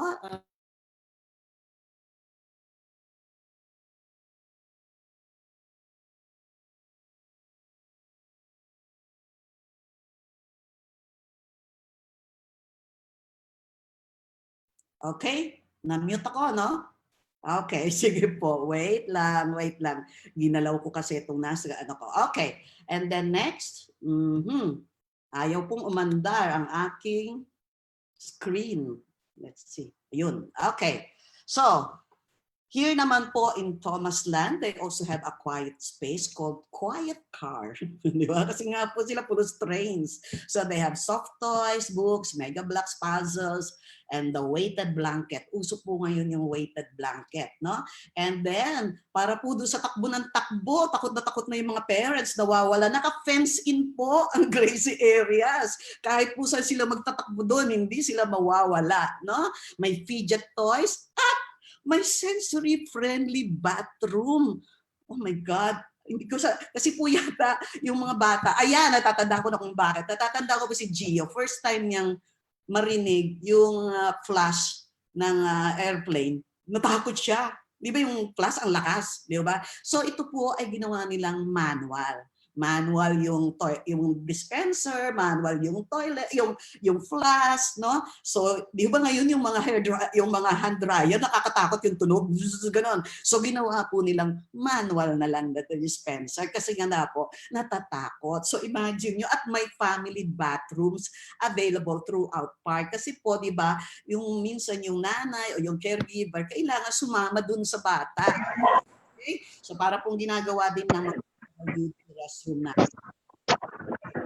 Ito po another example ng calming room at makita nyo talagang pinag-uusapan po sa media yung mga ganyang klaseng facilities na autism friendly. Okay, so this one is in Malaysia, Putra. Social naman po masyado yung calm room nila. Parang feeling ko hindi ako makakam dito dahil daming chandeliers. Anyway, but let's credit them for such effort, di ba? Talagang parang pang 5-star ang calm room. So, after po nung incident last December, okay, naglabasan po, nakita ko, naglalabasan ngayon. 10 best autism-friendly hotels and resorts to stay in the Philippines. O, di ba? Kasi nga may nangyari. Kailangan. Kaso po, nung binasa ko siyang mabuti and I went through the example ng mga hotels, ang kanila lamang pong na-emphasize ay yung accessibility at yung pong sila ay merong ramp, may walkway, etc. Wala po noong ating kagaya ng mga pinag-usapan. Although I believe, at kahit po basahin ninyo isa-isa yung description ng 10 best autism-friendly hotels na to, I believe kahit po hindi nila binanggit, palagay ko naman po, for some of them, meron na po silang mga staff. Kasi po, na-train. Kasi po, sasabihin niya, ang gastos-gastos naman yung sinasabi ni Ma'am Dang. Magbibigay pa kami ng mga headphone. Magpapagawa pa ko pa ng quiet room. Napakagastos naman nun. Dalawa lang naman po ang kailangan natin for a happy trip. One is a non-judgmental and well-informed staff. Yung po ang kauna-unahan lang. Kahit po hindi nyo kami bigyan ng weighted blanket, kahit hindi po nyo kami bigyan ng kwartong napakalayo, etc., okay lang po yon. And ang request naman po namin para sa aming preparation is a lot of information. Information, doon po sa pupuntahan, ano po mga expect, yun po yung nire-request namin. But let me share with you po, kanina nagpakita si Mona ng video about PAL. Di ba? Pinakita po doon na even before we fly, even before we flew, okay, so in-invite po niya mga members ng Autism Society Philippines, yung mga anak namin, 3 months before our trip. Okay? And pinapunta po kami doon sa office nila, nakita ninyo, inorient po kami, pati mga magulang, at talaga pong nagpa-park sila ng isang plane, pinaakyat po yung mga bata sa plane, nagpretend po na umaandar, pinapunta sila sa CR, pinapunta sila sa cockpit. Okay. And between then and the travel time, panay po ang coordinate sa amin. Panay po ang tanong, anong oras daw kami darating? Because pagdating po namin doon, sinabihan po kami, ito po yung buong pusong pag-alaga. Sinabihan po kami na dito kayo sa ramp na to bababa kasi may naghihintay sa inyo. At pagkatapos po, sinabihan po kami saan po kami mag-check-in ng baggage namin. Sinamahan po talaga kami. Nakita niyo po siya. Ayan. Pagkatapos po, habang nasa waiting, hindi naman po kami nag-request ng mabuhay lounge. Hindi po. Hindi rin po kami nag-request ng discount, although we'll be happy, no? Pero tingnan po ninyo, grabe ang buong pusong pag-aalaga, no? At inuna po kami pag-akyat, sabi ko nga sa inyo, may nagreklamo, bakit daw nauna pa kami? Siya daw ay business class, okay? And then, during the trip, alam niyo, even before the trip, they already asked us, gusto daw ba ng GFCF ng mga anak namin? Tapos pinakita kung ano yung menu at pina-order na agad kami. Before the trip, 1 week before the trip, pina-order na kami anong gusto. So that pagdating nung binibigay na yung food, nauna po sila.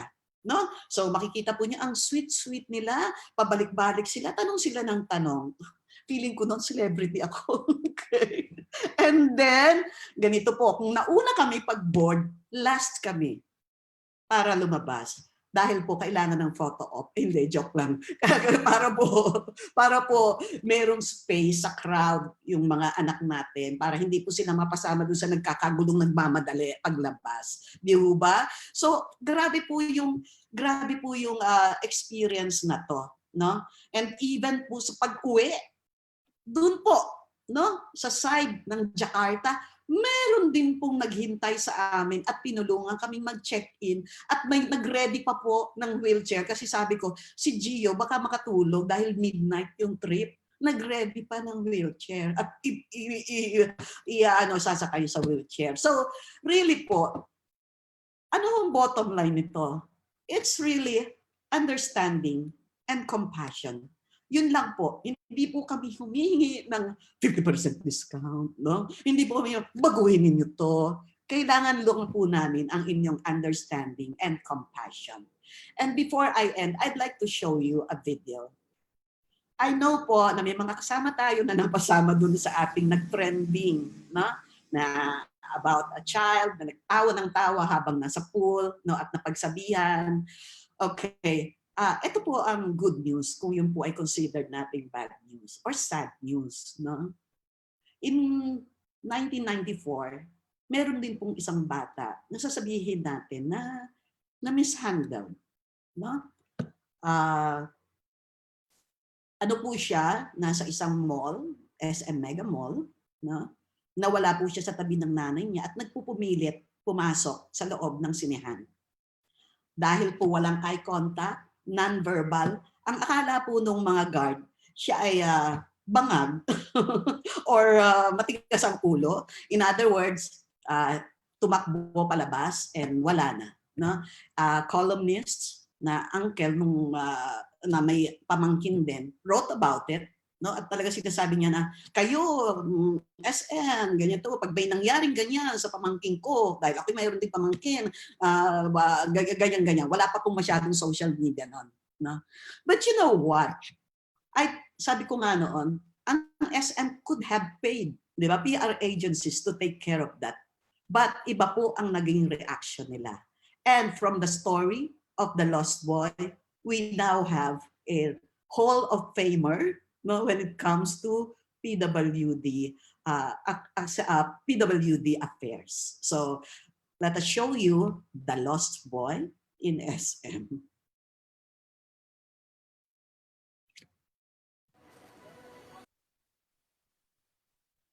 Way back in 2002, we received a call that a child got lost in one of our malls.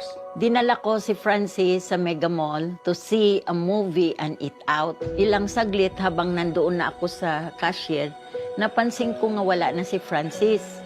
At that time, Francis was 15 years old. But parang ang pag-iisip niya, 6 years old lamang. Our security guards searched for hours and we found the boy outside the mall. It was just then that we learned that the child is a special child. So after that lost incident, we wrote to SM telling them what autism is and how we can raise awareness. So we thought the best way to learn about the situation is to improve our service and learn how to serve different sectors in our society. Every 6 months, we will be invited to give orientation to their mall frontliners, and we will orient them on how to deal with our children with autism. So aside from the frontliners orientation, we have the biggest Angels Walk for Autism every January in the MOA Arena. As we engage with a different disability sector, we expanded our services to them. And not just for people with autism. Ginawa nila talagang entire program on disability affairs. Today, with the Community Development Program of SM Cares, we are serving over 1 million Filipinos, including persons with disabilities, breastfeeding mothers, and senior citizens.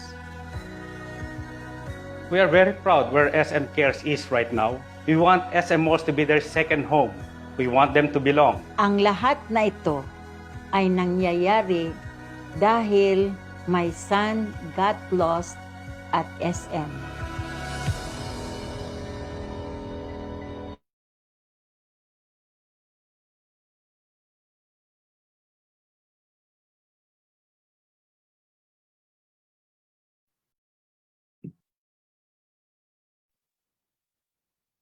So there we have it, Miss Dang. Ang iyong, I think I would really like to commend Miss Dang on how that particular event was handled. This was way before my time. And the leadership of ASP at that point really handled it well. They did not, they were not adversarial kasi nga po we're all in this together. And what we want businesses to do is for you to understand our children. You know, so we really want to be partners with you in making sure that our children are welcomed into society. So Miss Dang, thank you so much for your presentation. I just like to also give some highlights on the presentation from Miss Dang. Adults with autism experience challenges even if it is not obvious. Disability-friendly practices can be your organization's differentiating advantage from your competition. Sabi nga ni Ms. Dang, train non-judgmental and well-informed team and give your clients the proper information.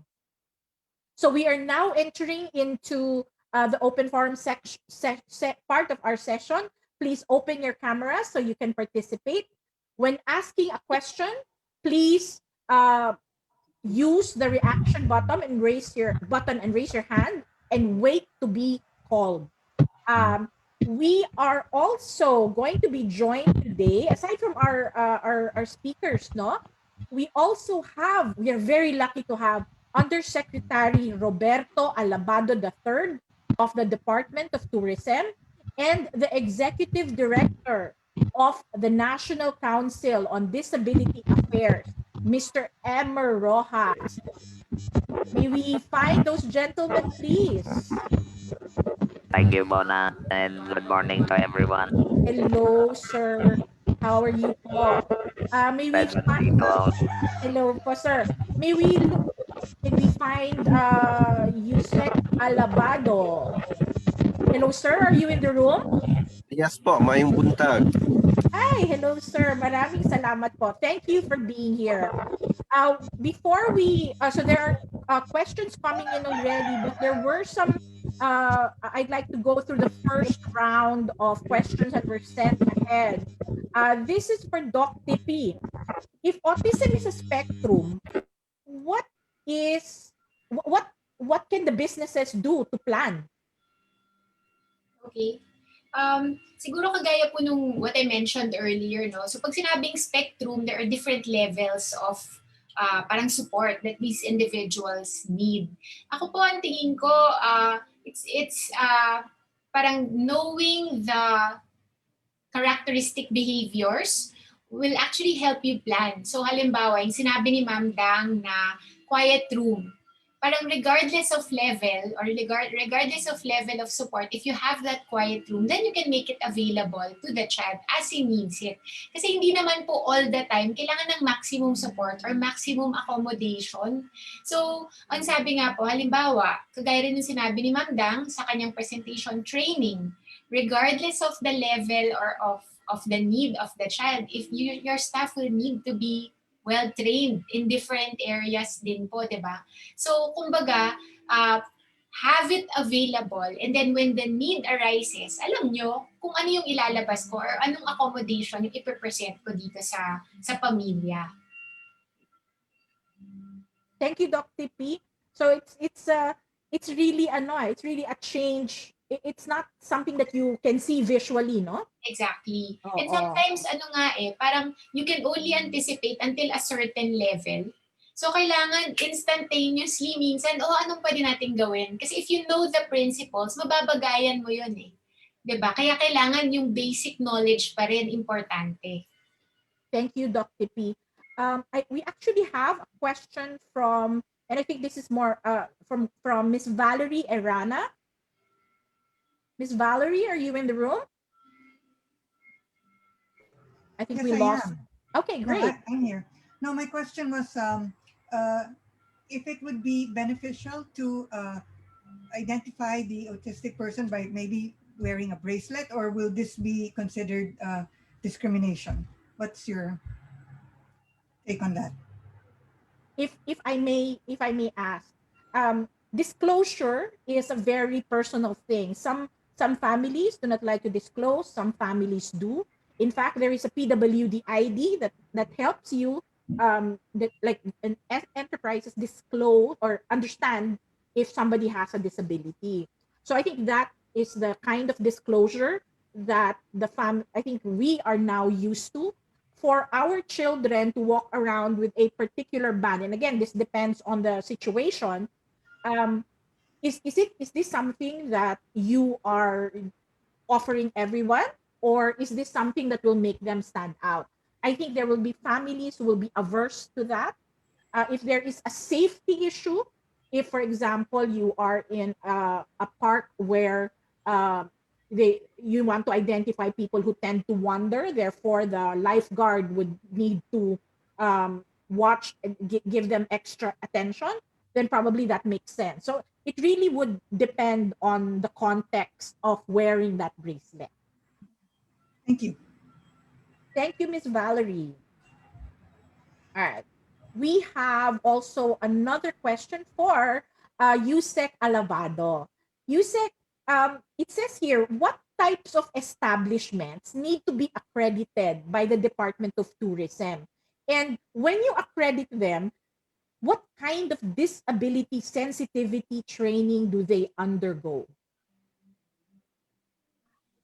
Okay, so good morning to everyone. I'm having problems and I think I need a quiet room right now because the unit upstairs is actually having a renovation. But anyway, when we're talking of Department of Tourism, we're talking of accrediting establishments that are on accommodation.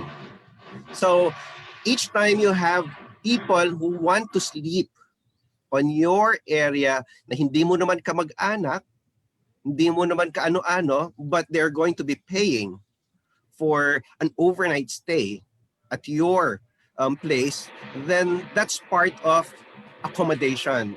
It enters that definition of accommodation. So when we do accreditation, we have to check that everything is in order on a government perspective.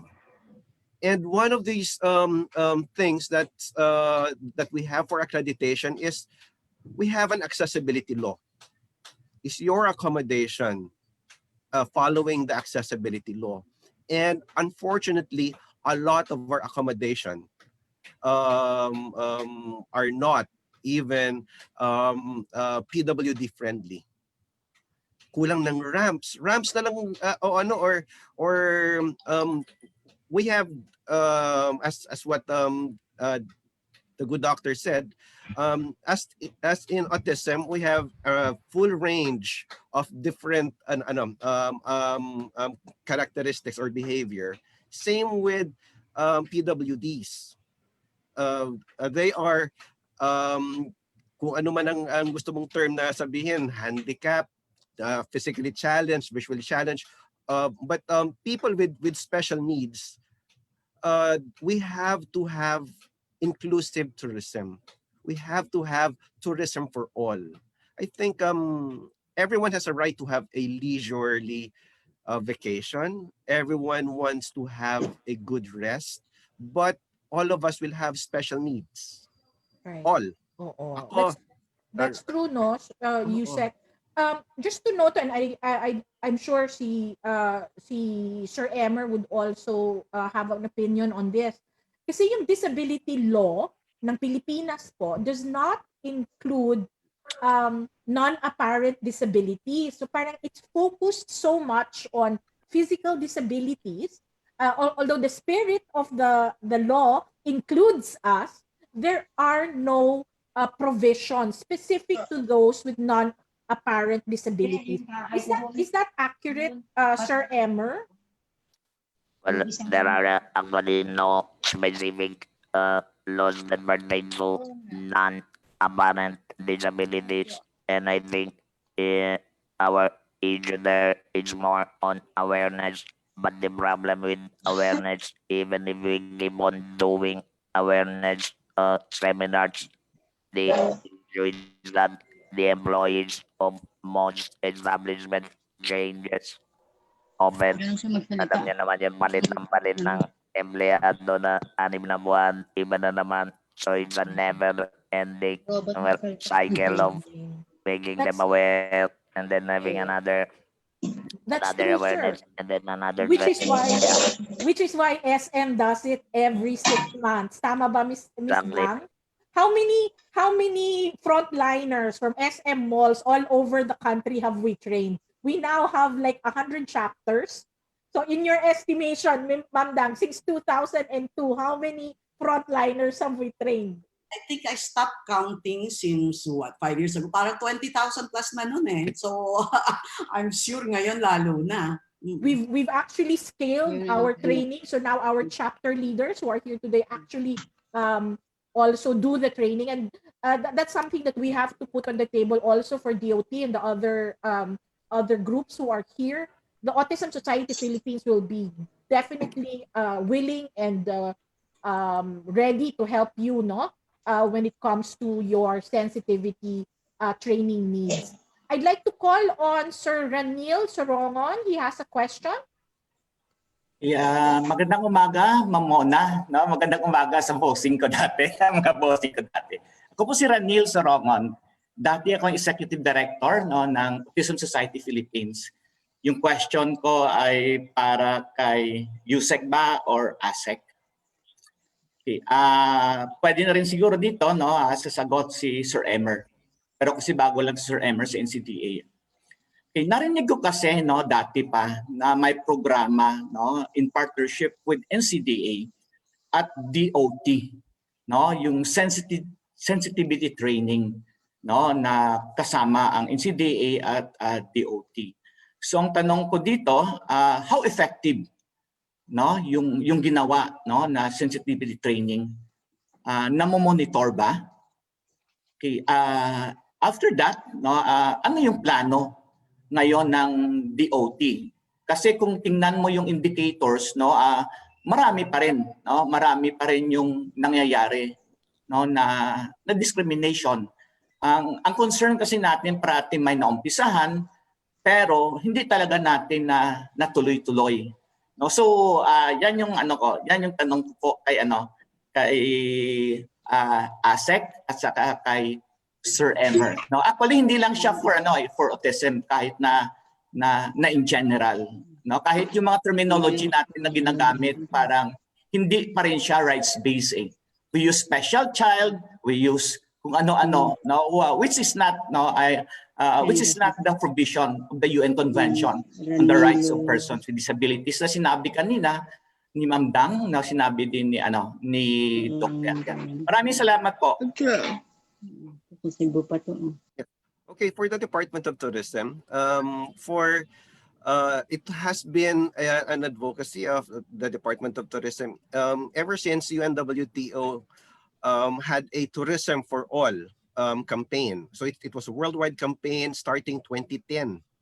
So if you're going to look at the different mga videos nila, they are advocating for people to go around and pagsasabihin natin PWDs, special focus, because we are seeing that if tourism is an industry, and pag sinabi natin industriya, meron yang tinatawag din na commercial equivalent ng ng area na.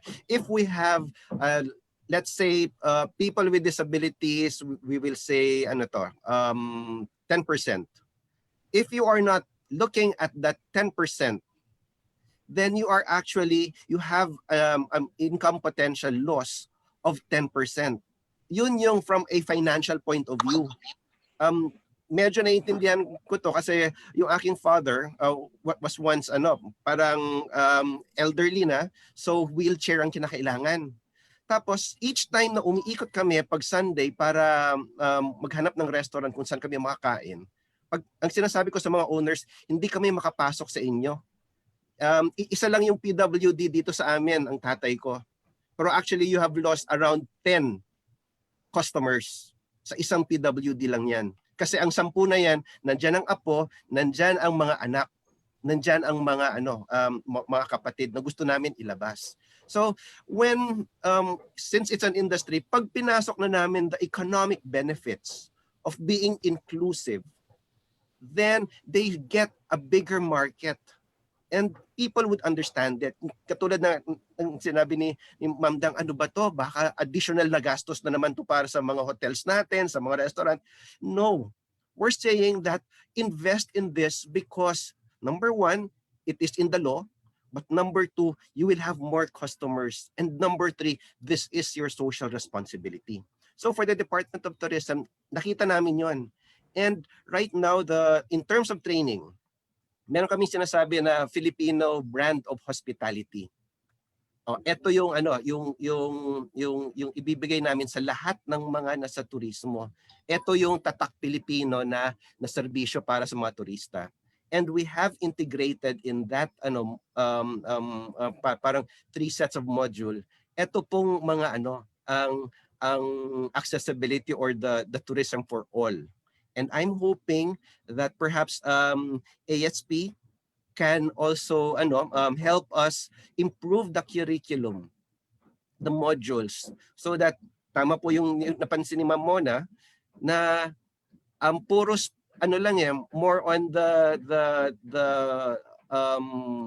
mga wheelchair, deaf or ang nakikita, but we have to cater to all types of disabilities Well that said, sir. we can see. Thank you so So much. please help us.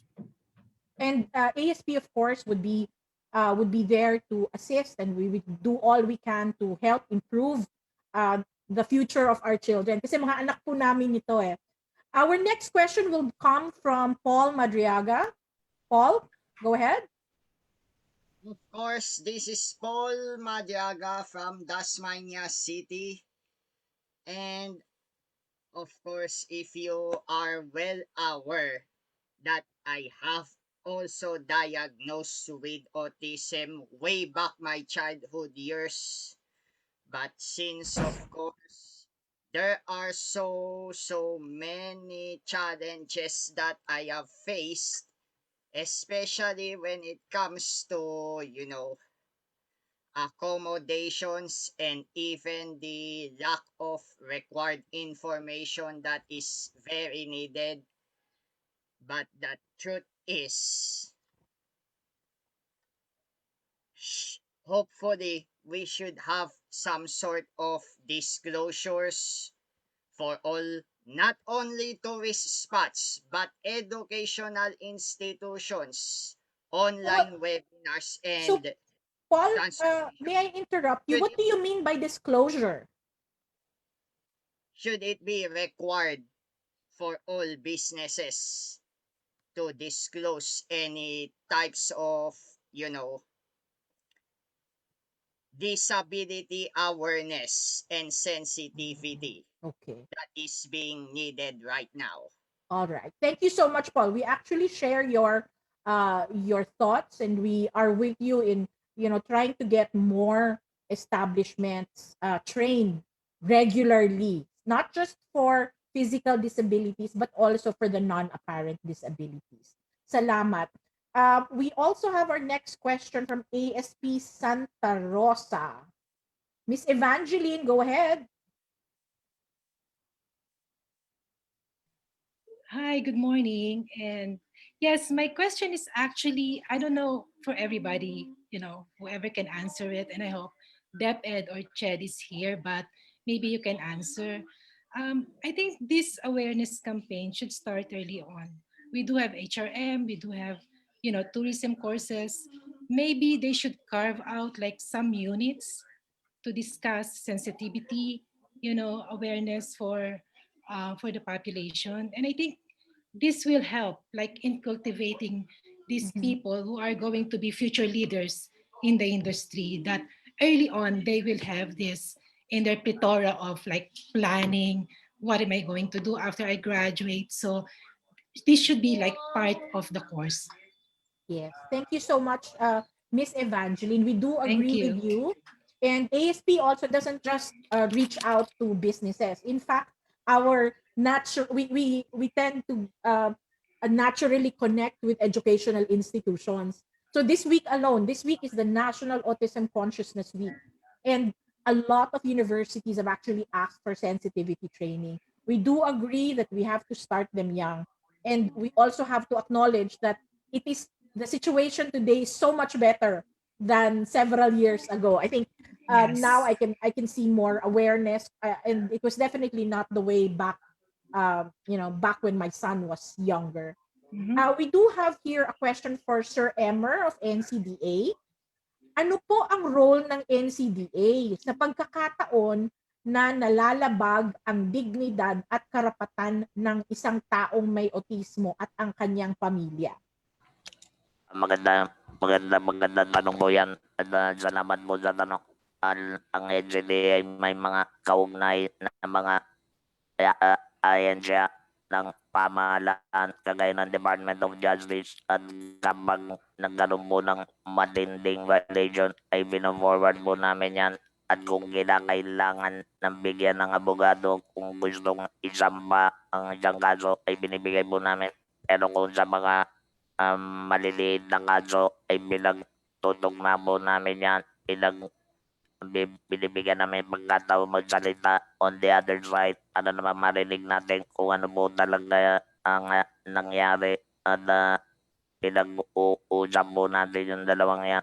So, it's a mediation process, sort of a mediation process for those cases. And if it is talagang grabe, forward na po namin sa Department of Justice. We provide also legal support through the public attorney's office if ever needed. Thank you so much, Sir Emmer. Uh, Actually, we thank you so much for looping us into the conversations last December with DOT, with the Department of Human Rights, with even Department of Justice. We were actually coordinating with them as well. And it is when we decide things as one community na we are able to raise the awareness. Kasi kadalasan po, and I don't know if this is the same for everyone, but it is the same with many of people in our community, that when these things happen, they just want to keep quiet. They don't want to file any charges. They don't want to be a bother to the company. So that has been the the family's decision very often. So it needs sometimes advocate groups. It needs sometimes the government to help them um, look at the situation from the eyes of the law, that we have to enforce the law, otherwise it will happen again. So thank you so much, Sir Emmer. Thank you for so much for your help. I'd like to acknowledge the Asia Pacific, our friends from APCD. Hello. Please ask your question. Go ahead. Thank you very much, Madam Mona, and good morning to all of you. Actually, it's been thinking. I've been see the certified autism accreditation thing, and I think that it is a very good practice in the Philippines and maybe other countries. But I think that this is a very good practice, and I think this approach should be promoted in the ASEAN region.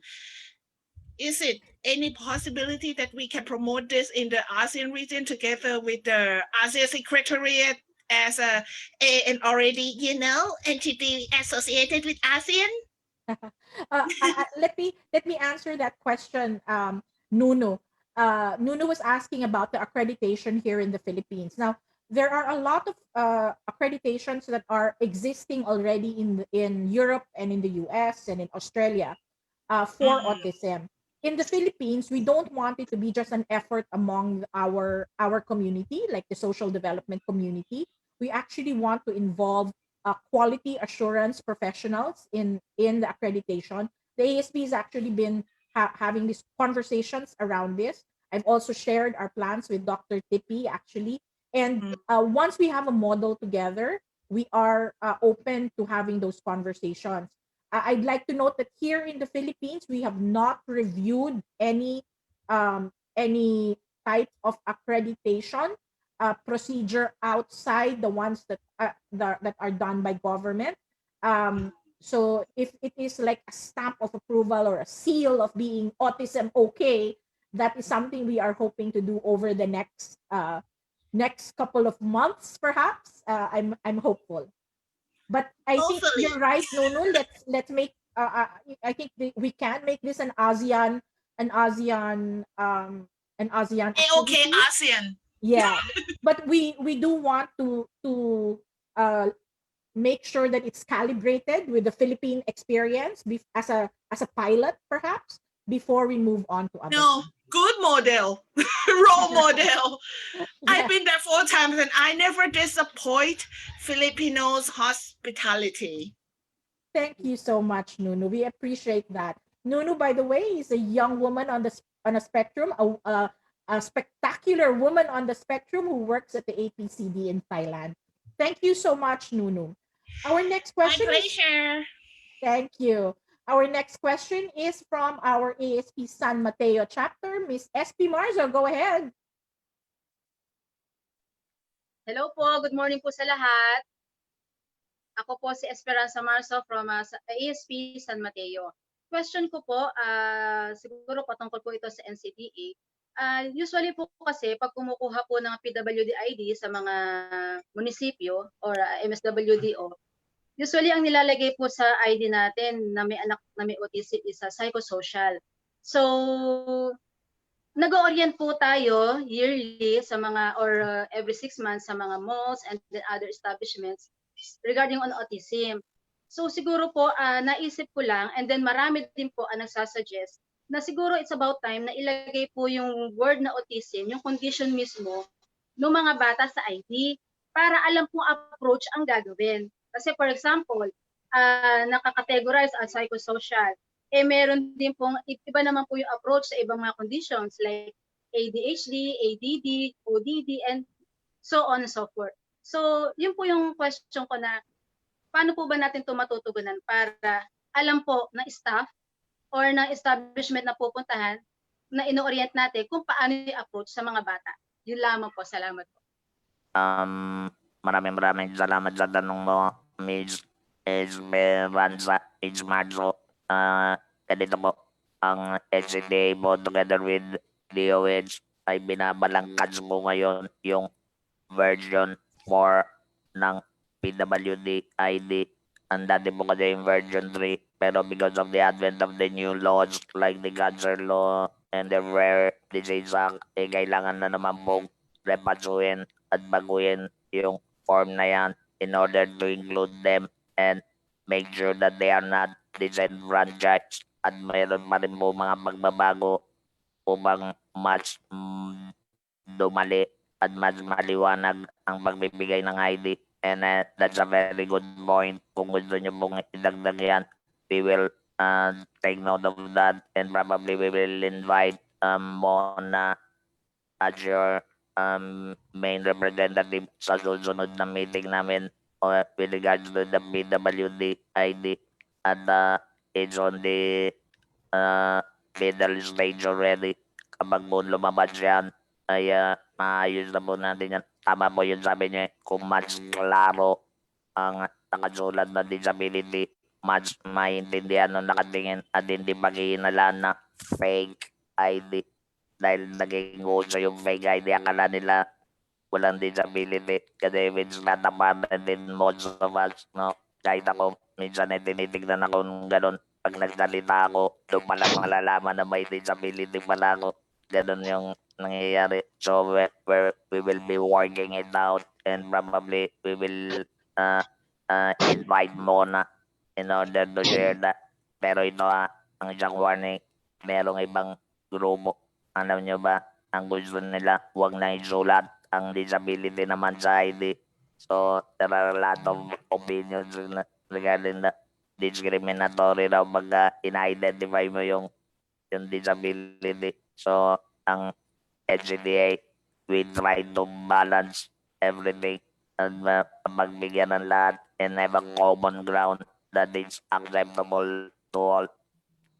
That's true. Thank you so much, Sir Emmer. And Miss SP, one other thing that we know of, the DOH is using global standards. So the global standards don't have a lot of specifics on it, and that's what they're using. So we can actually talk on the side about that. We do have a history of conversations with NCDA on the best work around, not just for the ID, but also for the DOH, I think, database on PWDs that is currently in development. Our last question for this morning, we are already at 11:13. We're 13 minutes over time, but we'd like to acknowledge Miss Belle Castillo. She has a question. Go ahead, Miss Belle. Good morning po sa inyo. Good evening po from California. I'm so honored po to be part of this conference, and I wanted to let you know po that we have this a small group po sa US, mga behavior analyst po kami. We have this regular cultural... Miss Belle, do you have a specific question? Dun po sa comment lang po kay Mumu. I wanted to make sure po na everybody is aware na we're working on the local accreditation and certification po, connected po dun sa international board ng mga practitioner. We're working on it po, so we wanted to really connect with you po. We appreciate that, Miss Belle. I'm sure we'll have that conversation separately when it's most convenient. Thank you so much. Thank you po, Ms. Mona. Thank you. All right. So thank you everyone for being here. Thank you to all of our resources, Ms. Dang, Ms. Tippy, Sir Emmer, Yusek Alabado. Thank you. I don't know what to call you, Roberto, Bobby, Berto, Robbie. So anyway, Yusek Alabado, maraming salamat po. We're all honored for that you're able to join us this morning. Nawala na po si Dr. Belia, but we're still very happy with all we have today. Thank you to the participants. We're very engaged during this webinar. We appreciate those who come from all over ASEAN, Singapore, and Thailand for being here. Sabi nga po ni Sir Bien of SM, no, the best way to learn from all of the situations we experience in our business is to improve your service in case you had any problems. I'd like to also give a shout out to Plantation Bay, the folks of Plantation Bay, from being here today. Thank you very much for your presence and your time. And you can count on the Autism Society Philippines to help you get better connected with the community. And hindi po dahil nag-training tayo lahat today, your establishments are officially inclusive, right? It needs some time. We need to take improvement of policy and practices to heart, and we need to do this over time. I'd like to invite everyone to open their cameras so we can have an official photo, if that is at all possible. May we call on Sir Sinian? Sir Sinian, are you online? Yes, I'm online. Give everyone a few seconds so we can get the group to have their cameras open, and we can start with our photo session. We do have 12 slides, at least in my end. All right. 9. So are you ready? Yes, are you ready? Group 1, smile. Smile. Wait lang po, wait lang. All right.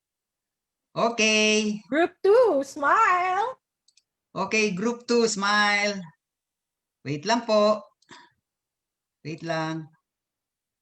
Group 3. Okay, group 3. Group 3. Smile. Okay, wait lang po. Wait lang. Group 4. Ready? Wait lang. Okay po. Thank Group you. 4. Group 4.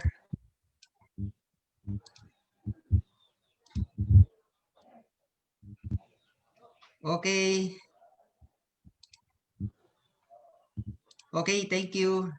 All right, so we're done. And yes, USEC Alabado, definitely we are looking forward to more discussions after this. Also, for everyone who all of the companies who are here today needing sensitivity training, please reach out to the Autism Society Philippines. Our email address is autismfails@gmail.com. You can also see that in the I think the response to your seminar invite. So thank you everyone for joining this morning. By being here, you are taking the first step in building an autism-inclusive Philippines. Maraming salamat po and have a good morning. Bye. Bye-bye. Salamat.